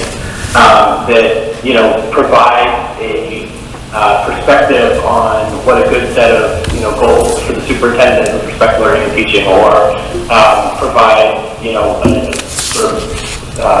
a deeper level of feedback on the district improvement plan with respect to learning and teaching, as an example. So they'd be focused on that functional area of learning and teaching, but opining on and providing guidance to the rest of the committee on the elements that are within our purview. Versus, if you think about the way our policy subcommittee is set up now, that subcommittee can focus on policies that span across learning and teaching, student safety, operations, you pick it, right? Everything that's in the policy manual. So, I'm not, at least I certainly don't intend to, go back on the position I was holding throughout that discussion, which is that we don't want to create committees under the school committee that are dabbling in operational issues. But each of these functional areas does have a thread across to each of the different areas of our purview. But doesn't our policy committee already achieve that goal? We review all of the policies. All of those policies already cross-pollinate with all of these other operational issues. So to create... Yes, but, we created the policy subcommittee because we had a specific need to revise, review and revise 2 policies. The reason we're having this discussion is to step back and say, does having a policy subcommittee, is that the long-term answer for how we want to approach it? Or would we rather have, a subcommittee of folks who are sort of, I'll call it more expert in, and not really expert, but they're spending more time engaged in matters related to learning and teaching. So if there's a policy around learning and teaching that we want to revise, maybe we refer it to that group instead of a policy subcommittee, right? And again, I'm not saying I agree with one perspective or the other, just identifying, kind of where we are. Because from my perspective, the policy subcommittee we created is one of the verticals, and the discussion about having a learning and teaching or curriculum subcommittee is a horizontal. And so we're quickly getting ourselves to a place where we are, sort of mixing those 2 frameworks. And I just wanted us to take a step back and say, what's our intent here? What are we trying to achieve? And can we be thoughtful about how we go down this path of creating additional subcommittees? So I think I'm seeing a disconnect from what you're explaining to me now, and I keep thinking about reading and writing, right? Tom, you could get rid of learning and teaching and put reading and writing. And we're having a totally different conversation right now. So It's not, Carla, because the charge of reading and writing was about providing research support and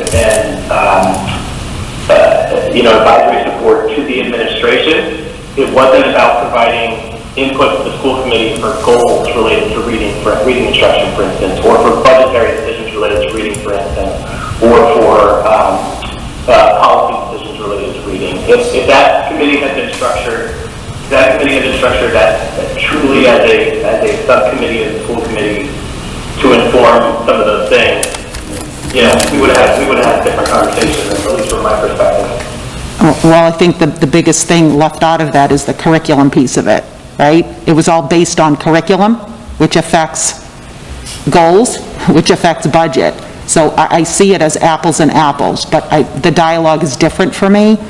So that's one concern that I have. Another piece of it is, and I kind of am piggybacking on what Sarah said a bit, of do we see specific needs that we would like to address? And if we do, I think people should present them and we should discuss them. And maybe this kind of is part of what you're looking for, or are we, if we have specific needs, let's talk about them. I think if we talk about like goals and how we're going to approach things, each situation is going to be different, depending on what that need is, so to speak. So if I coalesce that back to the original discussion that Sean put out there, you're advocating that we treat this more in an ad hoc fashion of what's necessary at the time, as opposed to a standard structure and hierarchy to a degree. I think this, when I read it, I was very confused. Based on our past discussions, it doesn't make sense to me. So I think that's part of my confusion, is that it doesn't make sense to me. And, I mean, So if people have subcommittees that they would like to bring forth, then let's hear it. Bring it forth, and we can talk about it at that, in that perspective. Aaron? So I was a little confused when I read this too, and I found myself sort of reflecting on time and purpose.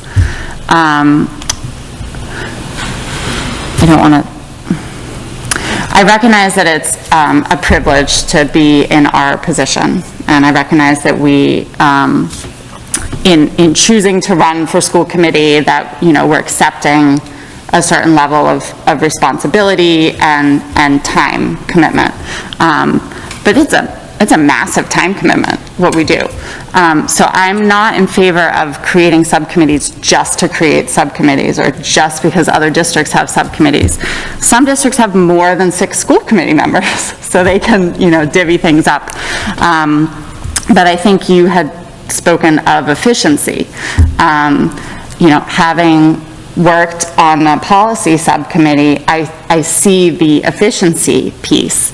Now, the policy subcommittee has dedicated a lot of time behind the scenes, but I do think it has helped the committee as a whole to allow those conversations to move faster, and allow the process to move faster for the committee as a whole. So, to me, it comes back to that. So it comes back to what's our purview, what are we accomplishing in our meetings, are there things that a subcommittee could be working through productively that would allow our meetings to be more efficient? Because let's face it, our meetings are long. Here we are, it's 10 o'clock, we're having a really important conversation. We still have another really important conversation to have tonight, and it's quite obvious that people are tired and fading. So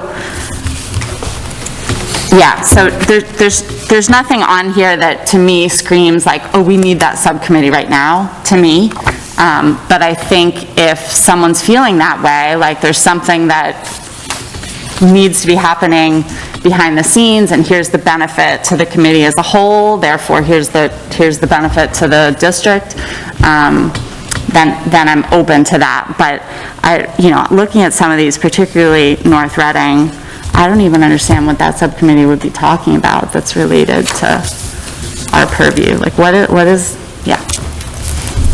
I'll leave it at that. Sarah?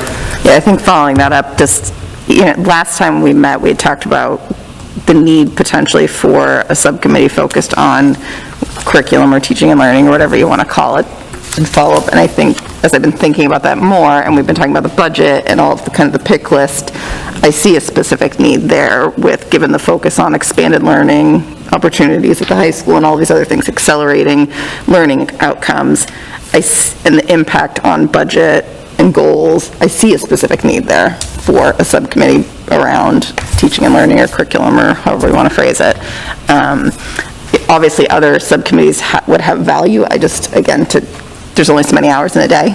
So unless we have really in-depth things we really want to be talking about, do we need to set them up right now just to have them set up? I don't know. But, good. So I hear what you're saying, but our probably top 3 responsibilities, other than hiring a superintendent, are the 3 that you say we should not do now, and we should do the teaching and learning one now. That's that's... Well, I don't think we're not doing those things, Chuck. We're doing those things. Do I need a specific subcommittee to discuss them? I don't know.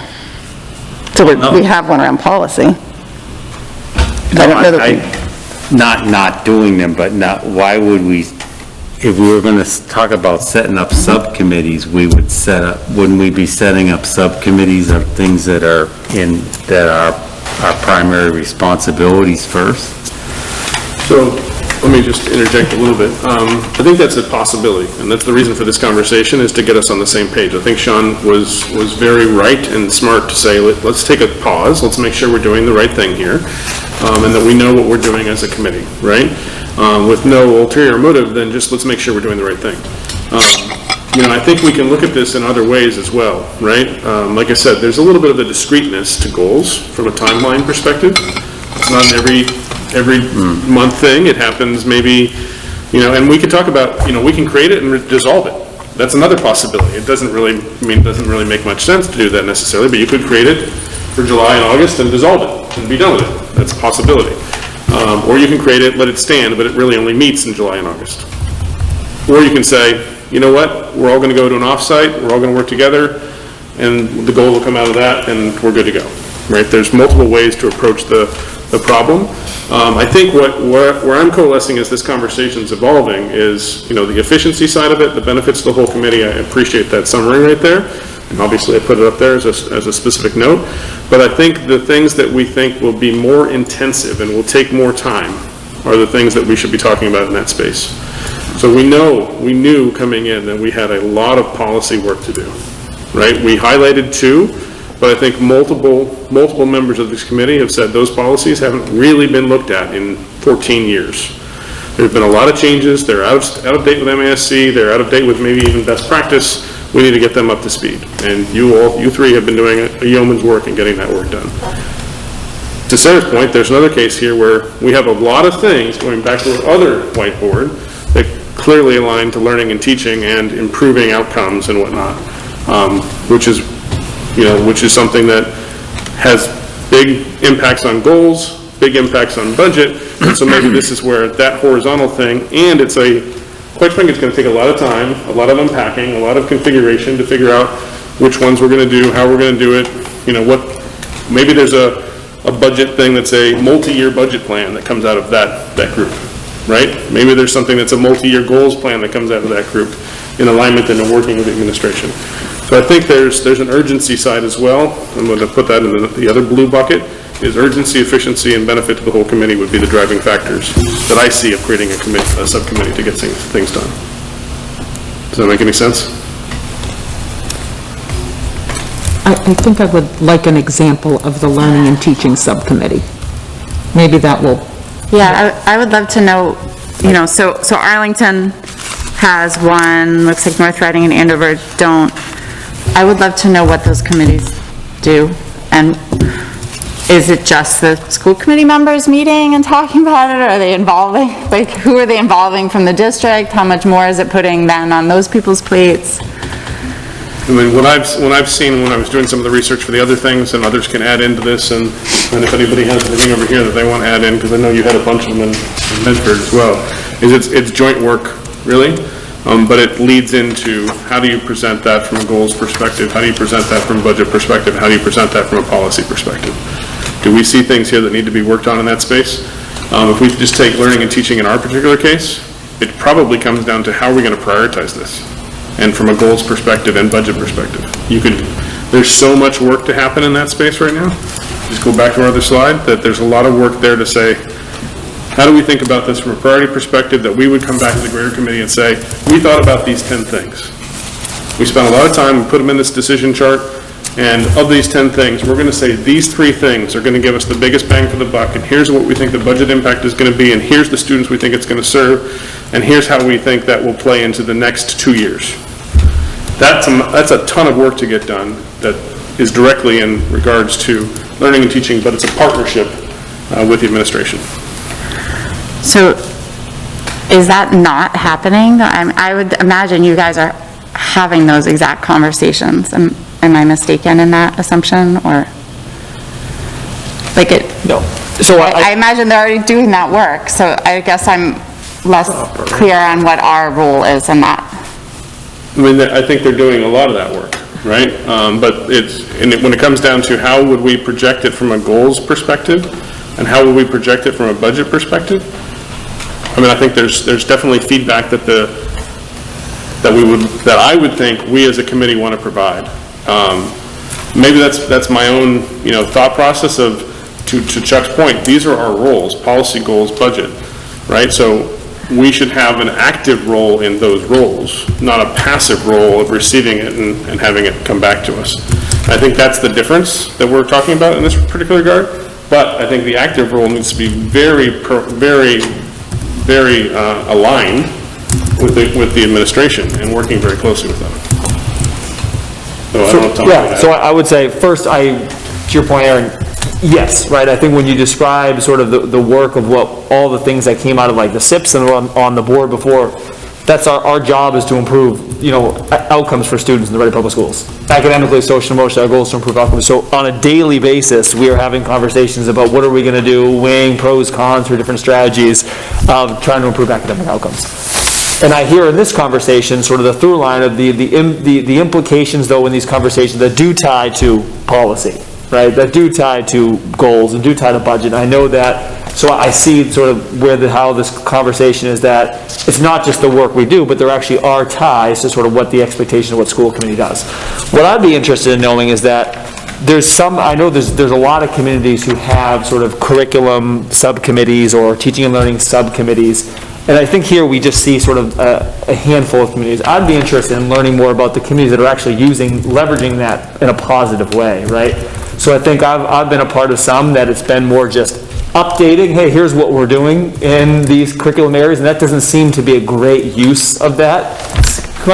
I've seen and been a part of others where it's more collaborative conversations, and so the conversations that we're having around Vacation Academy, we are getting the committee involved in earlier and thinking through budget implications, short-term and long-term, and I think that's valuable to have that type of collaboration with the committee.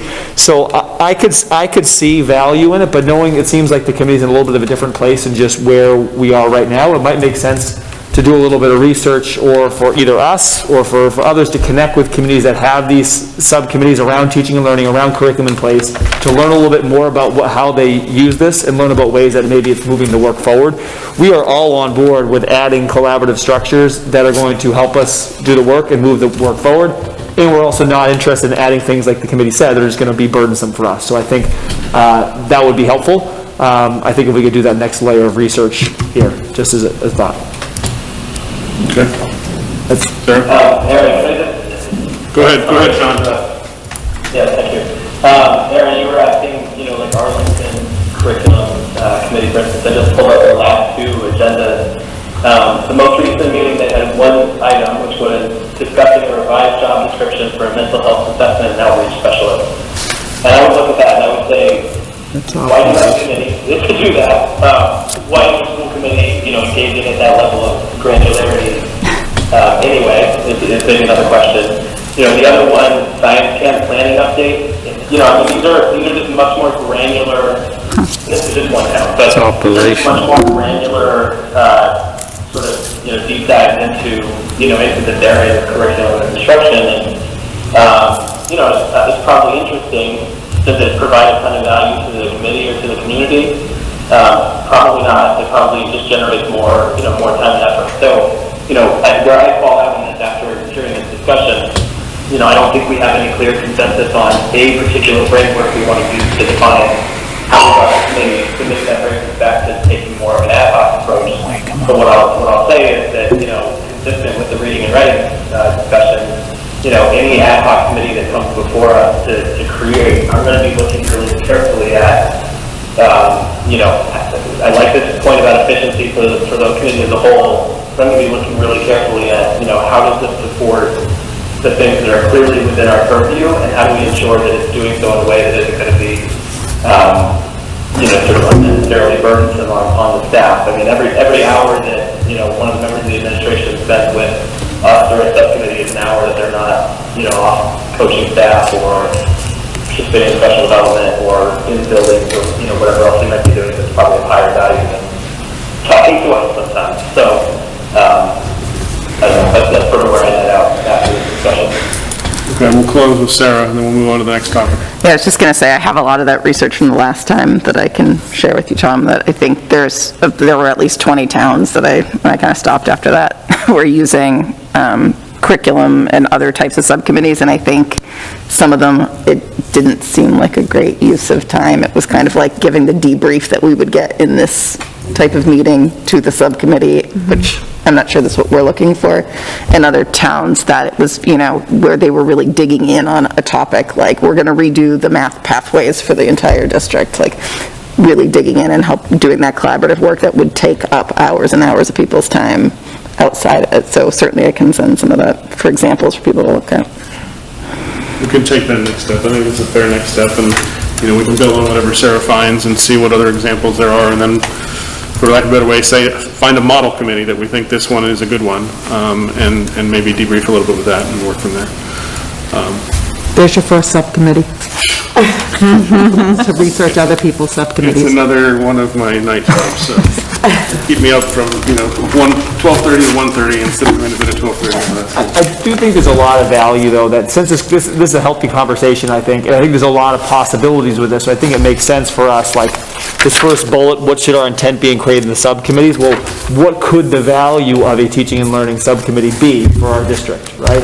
So even just, I haven't heard anyone advocating for any other subcommittees outside of a sort of teaching and learning one at this point. So if we narrow in on potentially looking at what could the impact of that be, and how would that fall within the scope of a committee, I think will be a worthwhile conversation. I think moves it forward from where we are tonight to the next sort of iteration of this.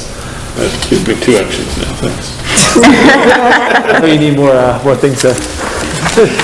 All right, let's move on from that to the next and final topic on the agenda, which is policy EBC and discussion on approach to consider changes. Sean, back to you again on this one.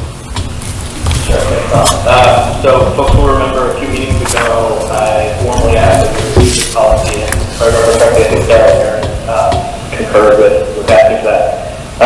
So in the context of the discussion that we also recently had about how we'll address policy changes when they're potentially substantive changes in direction, I think we thought it was appropriate for us to first have a conversation as a committee without any kind of formal reading or specific policy language to discuss. So what I'm hoping we can do this evening, and hopefully it doesn't take too long, but we always pride ourselves in that regard. What I'm hoping we can do is get a sense for whether there's some general consensus on the committee for direction we'd like to explore, get to a determination on how we'll move forward with this particular policy and reviewing or developing any potential changes. And then probably most importantly is figure out who we want to see at the table as we potentially progress on this one. So obviously I've got thoughts on all 3 of these issues. I want to hear from other committee members first, but maybe I'll just start by sharing just at a real high level why I propose this specific policy for review. This is the policy that dictates essentially that our students participate in any number of drills, fire drills which are required by state law, lockdown drills, but also intruder or Alice drills. There's no state or federal law that requires student participation in Alice drills in particular, and I would like for us to consider whether we want to revise the policy to eliminate that requirement. So let me stop there. That's kind of why this policy is coming up, but I'm curious what others think about sort of how to approach a policy discussion like this one, and then again, as we get into this one in particular, who we want to see at the table. Anybody want to start? Carla? I'll ask the questions, because I was confused while I read this as well. So I guess my first question is, I'd like to hear from you, since you brought it forward. Why are you looking for the change? And then if there is a change that needs to be made, why are we changing our path of referring this to the policy subcommittee? Are you suggesting to put other people on the subcommittee? Or how would this differ from our existing way that we approach every different policy on our subcommittee? So we had a committee discussion about this. I don't remember if it was the last meeting or the one before, and I thought we came away with that with some consensus that the policy. We really need better technology. That'll keep us awake. John, I think you're all getting too quiet. It's shocking us. I thought we walked away from the discussion with some consensus that the policy subcommittee may not always be the best fit for something where there's sort of a meaningful, or substantive change in direction. We might want to actually have the substantive discussion as a committee as a whole. And thinking about one like this in particular, I think that we would want to bring to the table experts in a number of different realms, potentially, school psychologists, elementary school teachers, principals, the police chief, and the SRO, there probably are parties we want to bring to the table as part of that discussion, and it would be potentially redundant to have them come talk to the policy subcommittee, engage with the policy subcommittee, and then participate again in the committee as a whole discussion for something like this. I'm hoping to avoid, discussing the merits of the policy change tonight because it's not exactly what we posted for. But as a brief answer to your question, Carla, about why, there's an emerging body of research that these drills create tangible and measurable anxiety for students. There's also a lot of anecdotal evidence. When we get further down the line, I'll share a personal story. I'll probably be a blubbering mess during that discussion, but I'll save that for tonight. And by contrast, there's no, that I'm aware of, there's no research base that these drills, particularly at the younger level, are tangibly making kids safer. And so, I think in weighing the benefits of the drill versus the potential harm that they're doing, it's worth having a discussion about whether we're still comfortable with that trade-off. So that's the why, and that's also my answer as to why it might not be a fit for policy subcommittee. Okay, Chuck? So Sean, I think what you're asking for in the memo and what we discussed the last meeting was we want to just bypass the policy subcommittee and bring this right to the full school committee for a discussion, correct? Not necessarily. Yeah, I think on one like this, there's a case to be made of going to the sort of the old style, two readings approach is valid and sort of the right path forward. What's not necessary? Well, I mean, that's an approach, right? So this is the point of this is to discuss different approaches. Well, right? we have legal obligations, right, that we gotta have two readings. Well, hold on a second. We don't necessarily have to have two readings because it's an amendment, right? But how does it go through that is kind of the conversation, right? To Sean's point is, and I actually said this at the last meeting, if it's something of this substance, A, could the policy subcommittee handle this? Probably. Could Sean be there to advocate for any of it? No, because we would violate open meeting law by having 4 of us there, right? So that's a potential problem with that approach. Whether enough of you understand the intent of what he's going for, and if you agree with it, and you have the research, and could you do it? Possibly. You've already demonstrated that as well with the graduation requirement one, when you met with Lena and Kevin and Sarah to go through some of the changes. So there's there's precedent for you taking on those from a policy subcommittee. The other conversation that we had was there's 2 other approaches that we potentially could take in this from what I remember from that conversation. One is we have it as a more substantive conversation as a committee and do the edits on the floor, for lack of a better way to say it, with us doing first reading, second reading, making edits, and going forward with that. The other approach is potentially, and I don't know if Sean was officially thinking this, but potentially, and this is what I said at the last meeting, setting up an advisory committee specifically for this, where Sean and somebody else who's interested, Sarah, me, Aaron, maybe Aaron is the chair of the policy committee, be on that, and then we invite principals that live in town, and we invite Chief Clark who lives in town, and we invite other parents that are interested to come in, bring the research to the table, propose and make some edits to that policy, and then bring back a finalized version, which at that point we could say, we're going to go through the 2 readings because it hadn't gone through this policy subcommittee, or we could say, here's the finalized version, policy subcommittee vote on it and agree to it, and then we only have 1 reading in the greater setting from a school committee perspective. So the point of this conversation is what are the options that we want to take in this case? As a committee, what do we think is the right path? Personally, I'm of the option that getting that expertise from those parties, the school psychologists, the principals, the chief of police, etc., the SROs, anybody who lives in town, or we can have non-voting, going back to that conversation again, non-voting members providing research and advice to that committee. They can make the edits, and then the only question I have is whether that comes to the full committee without going to the policy subcommittee, or goes right to the policy subcommittee as a final draft, for lack of a better way, for the policy subcommittee to say yes or no to. But that was where my head was. Go ahead.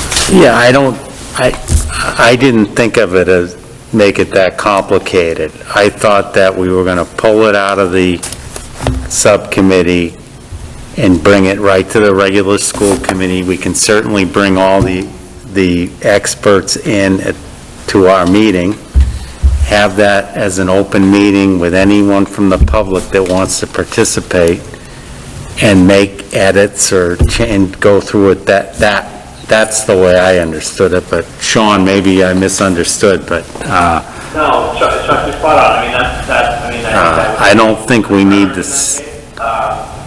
Primarily because this is the one shortcoming of what you're describing, which is, certainly a viable model as well. The one shortcoming of that is, again, I think, on something this substantive, on something that, frankly is essentially an emotional topic, I think it's worthwhile for the entire... Go ahead, Sean. I think it's worthwhile for the entire committee to hear, what these various, experts have to say. And this is, I don't profess to know where the full committee is going to fall on this at the end of the day. And my mind could be changed as well as we hear from these folks. So, on this one in particular, it feels like the right path forward to me is to have a committee as a whole discussion and do the traditional 2 readings so that we have an opportunity to hear from some experts, to react to some draft language, and then chew on it, invite the public to weigh in again, et cetera, and then, final off the second reading. But, it's not the only approach, but in this case, I think it's the best thing.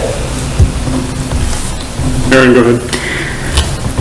That was my understanding of our last conversation as well, and it's also my understanding from when we formed the policy subcommittee that the purpose of the policy subcommittee was to review policies, or one of the purposes, that we thought would allow us to then be one and done as a whole committee. And I think that we recognize that there are some policies that are more complex, more controversial, whatever, require more research, require more input, that would be 2 readings. So when we formed the policy subcommittee, I thought there were still going to be policies that fell into that. And I thought our last conversation about this policy was that we were agreeing that it fell into that category. So that would be my preference. I think that I think there's a lot of research to look at with this one. I definitely wouldn't want to make these decisions without hearing from the staff and the community input that Sean mentioned. I wouldn't feel like equipped to say, oh, I'm going to change this. I think their input would be invaluable here. So, and I think all of us should hear that input. Carly, go ahead. So it isn't, when Dr. Doherty and Sean and I split up because we were having multiple iterations on the controversial subjects policy, isn't that the reason why we split up? It's almost like the opposite, right? And maybe you can do things multiple ways. It was that we weren't finding consensus, right? And there was too much to dig through, and we actually made the group smaller. Oh, sorry, Sean. I was making the analogy to, it seems like it's almost opposite of what you and I and Dr. Doherty did for the controversial subjects policy, right? We took it away from the larger committee and just brought it to a few of us to try and kind of sort through in that respect. And maybe there are multiple ways to skin a cat, so to speak. Yeah, I probably remember that when we brought it back to the whole committee, there was a very interesting discussion, and we ended up going sort of line item by line item through to go up or down on some of those edits.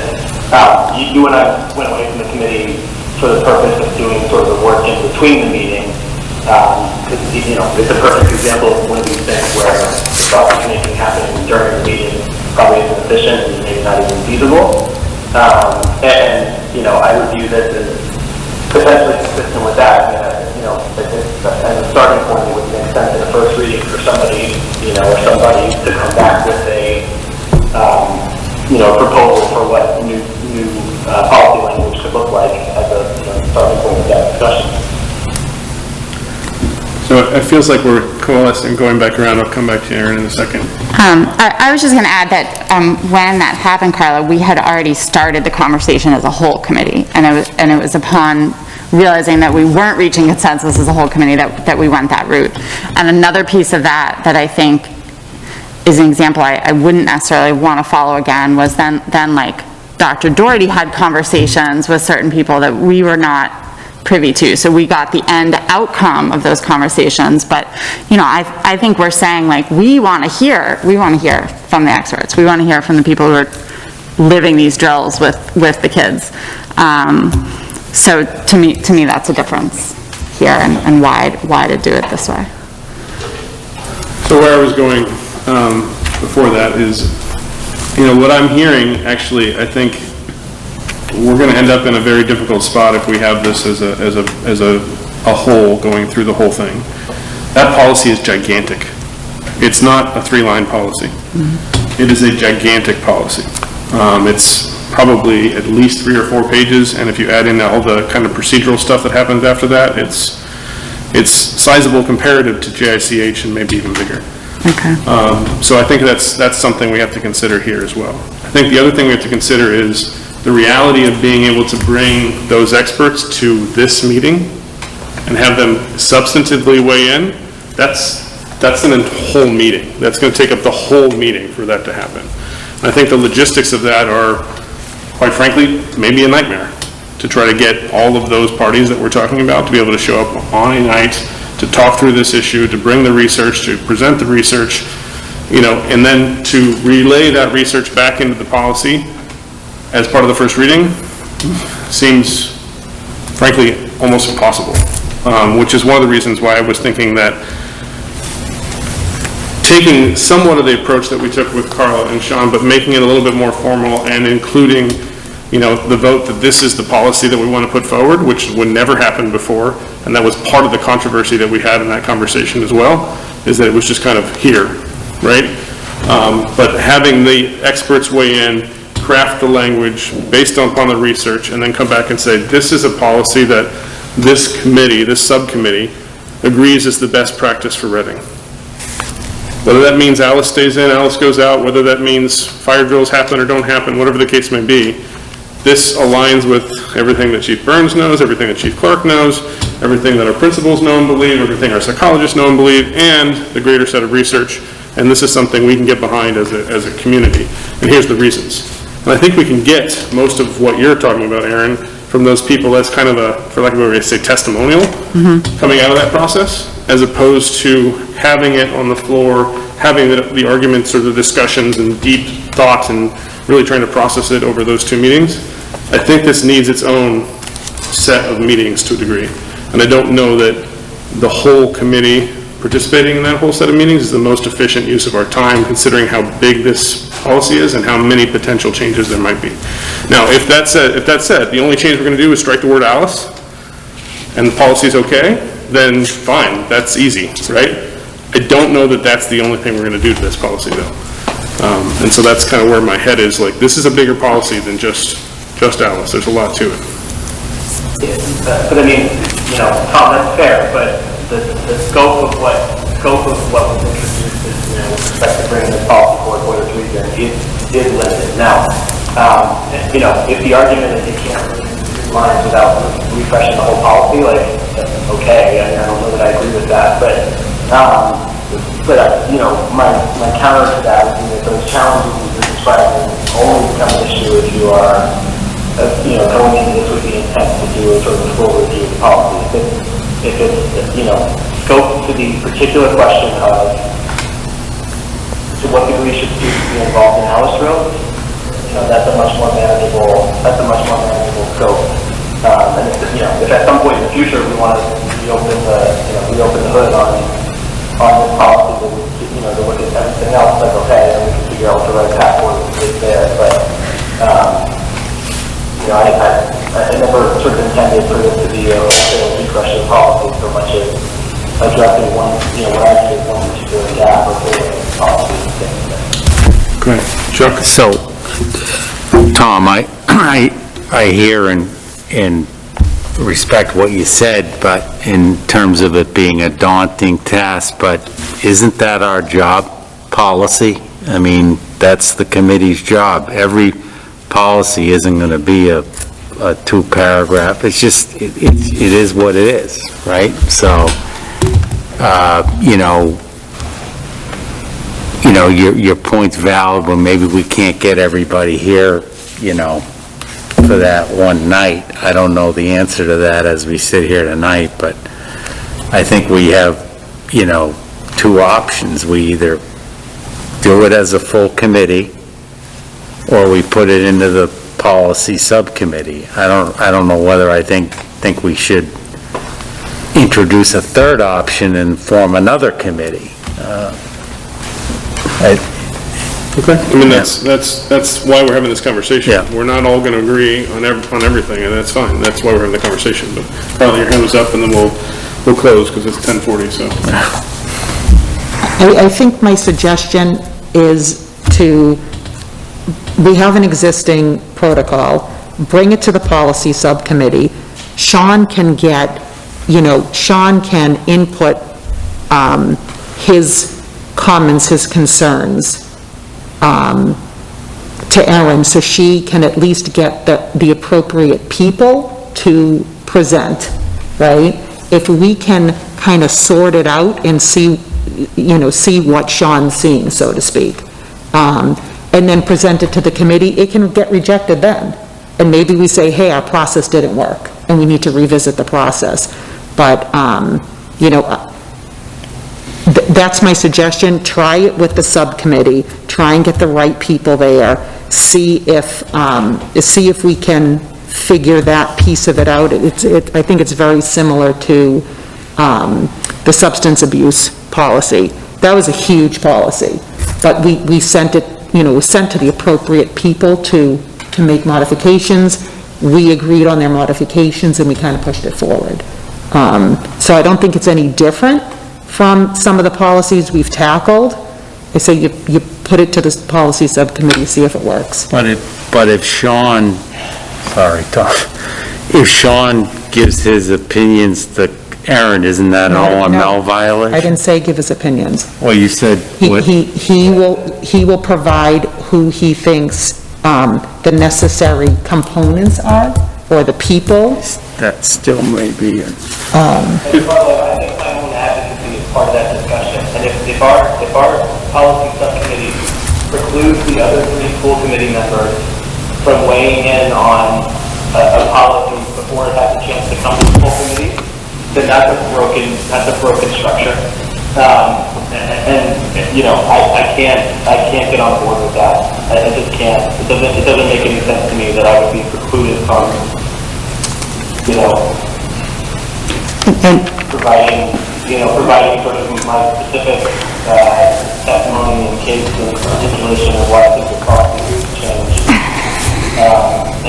Sort of debate the merits because I'm not on the policy subcommittee. That doesn't make any sense to me. I think Erin said this, and I thought we had some consensus on this the last time we talked about it, but I thought that our intent with the policy subcommittee was, really focus on policies that needed sort of, to be modernized or refreshed or updated, and that when we saw something that required, sort of substantive changes that might be, a strong source of debate or strong source of contention, that we recognize that wasn't necessarily the best avenue for those instances. I don't see any clearer example of that in this one. Okay, so I'm going to end it here because I hear that we don't have agreement, which is fine, which means it probably has to be through the full committee, which is what it is. But the reality of it from a scheduling perspective is it's not going to be able to come up until February or March. As we have a booked schedule on the 16th, we'll be full of budget things in January. If it's possible that we could fit it into one of the budget days because it might be a shorter day, we can potentially start having the conversation in January. But the reality is it's probably a February start point if that's the case. Which is what it is, and that's just where the calendar lies. But if that's where we're going from a full committee perspective, that's going to probably be what we have to deal with. Yep. Can we start it off in a full meeting? Let Sean present his perspective and then his suggestions for who else should be on board. We bring it to the policy subcommittee, and if we decide that we want more input, we'll get that, and then modify if that's the case, and then make the presentation back. And then we have a full, two-time discussion on it. That was the kind of the third option, so thank you for refreshing it, which was provide direction of the policy subcommittee, and justification, which we sort of did tonight. Sean basically said the direction is remove Alice drills, but we can certainly have more statements around that and see if that's what we want to do. But, Erin? Yeah, and I'll just add that not everything that the policy subcommittee has done has involved bringing someone to a meeting. So like when we needed Erica McNamara's feedback, like that was done over email. So there, some of this, you use the word testimonial, like some of this might be soliciting testimonials and opinions without necessarily everyone having to stand up at a school committee meeting or sit around the table together. So, and the policy subcommittee has a number of things that we need to tackle anyways. I don't know that we could get to it before February.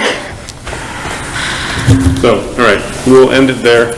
It sounds like we'll at least start the next conversation in full committee, and we'll figure out what to do at that point. Okay. You can be here all night. You want to say anything? I have to be here, but like if I page paper about this meeting. It might be a 20-page. Kathy, you just want to say hello? You can just say hello and introduce yourself quick while. Hi, I'm Kathy Bailey. I teach at the high school, I teach digital photography, animation, graphic design. And I'm in the program for educational leadership right now. Oh my God. I'll help you. Well, thank you for joining us. We appreciate it. We've both seen, Sarah and I went to Kathy's class and saw some awesome things in action too. So if you ever want to see some great work, AP photography we went to, that was awesome. I've heard good things about that already. So somebody I know is striving to get into your class next year. So. Okay, so with that said, we have concluded our agendas. Motion to adjourn. Do I have a motion? Motion from Chuck, seconded by Sarah. Roll call vote. Sean? Sarah? Aye. Aaron? Aye. Carla? Aye. Chuck? Aye. Tom? Aye. And we are adjourned at 10:46.